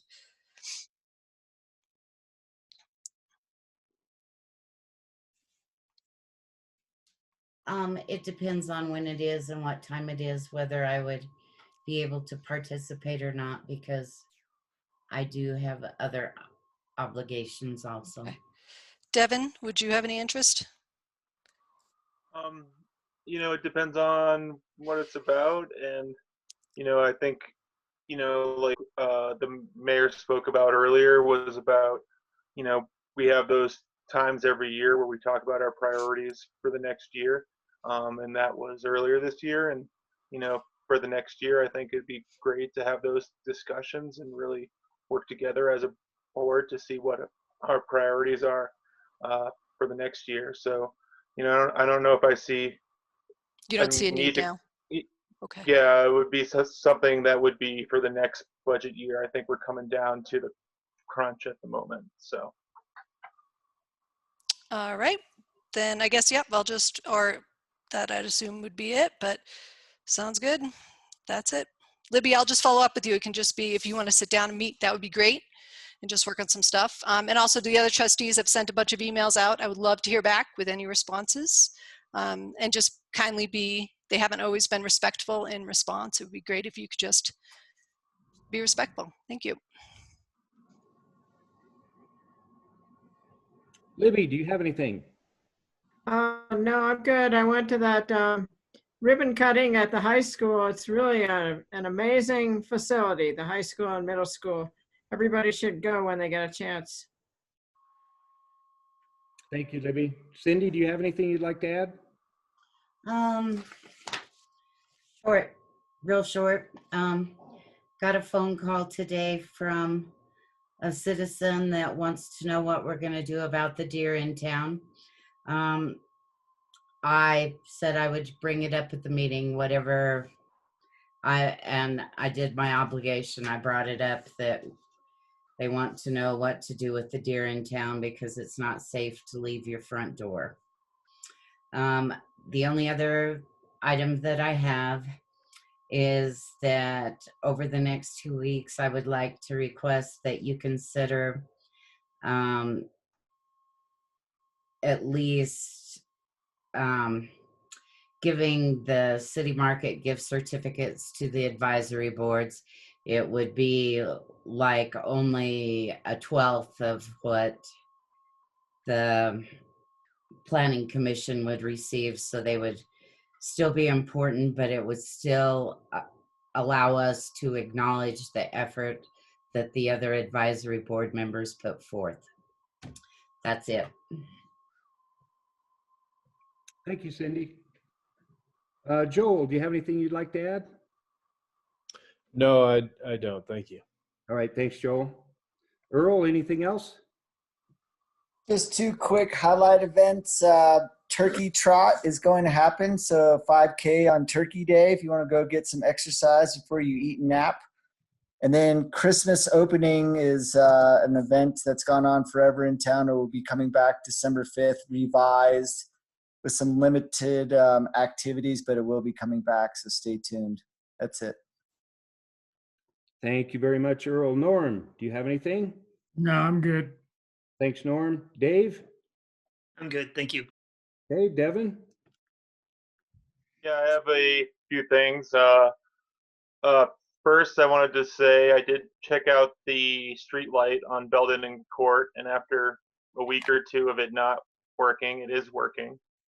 And I like it. I think it's cool. It's definitely different, and I could picture, it going down the whole street like that. So, and I also brought some friends and have showed a couple other friends and people who live in town and asked what they thought of it, and they liked it.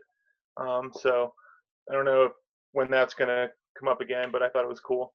And the other thing I wanted to do is I wanted to congratulate the people of BV and Chaffee County for voting and record numbers. I think I heard something about 90% of voters or something. I wasn't sure of the exact number, but you know, and I wanted to also reiterate, you know, I did bring up the retail marijuana months ago, and it has been a arduous process, and you know, it's not something that everyone agrees upon, but I want to really thank the voters for strongly approving it, and I hope the board listens to the voices of the voters and moves forward as the board as one to get this done and really hear what the voters have said. And I think it's going to be a great thing, and I'm really excited on how it'll support our community from now on. So I'm excited for that, and I look forward to next meeting. And with that, that's all I got to say. Thanks, Devin. Dean, while you're still on, what do you have? Anything? Yeah, can you hear me? Yep. Yeah, just real quick. I just wanted to acknowledge that tomorrow's Veterans Day, and I just thank all the veterans. I know there's several in our community, and there's 2 with our department, our K-9 Sergeant Benader, and then Officer Elijah Brito. They both serve in the U.S. Army. So thanks for their service. And other than that, my chief's report's on page 14, if anyone has any questions. Thanks. Thank you, Dean. Ben, do you have anything you'd like to add? Did he leave? Oh, he left. Mark.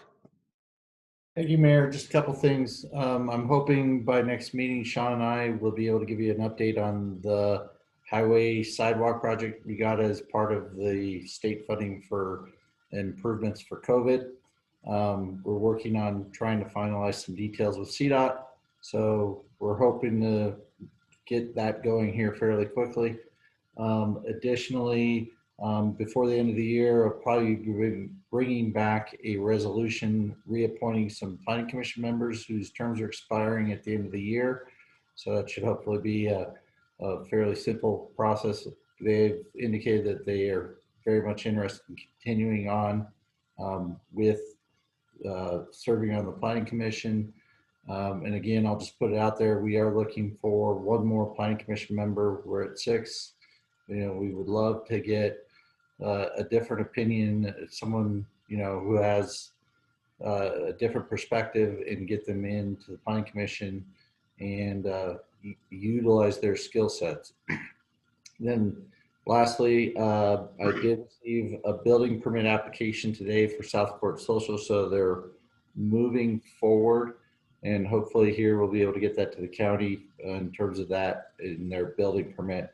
We're working on finalizing the plat and finalizing that alley design.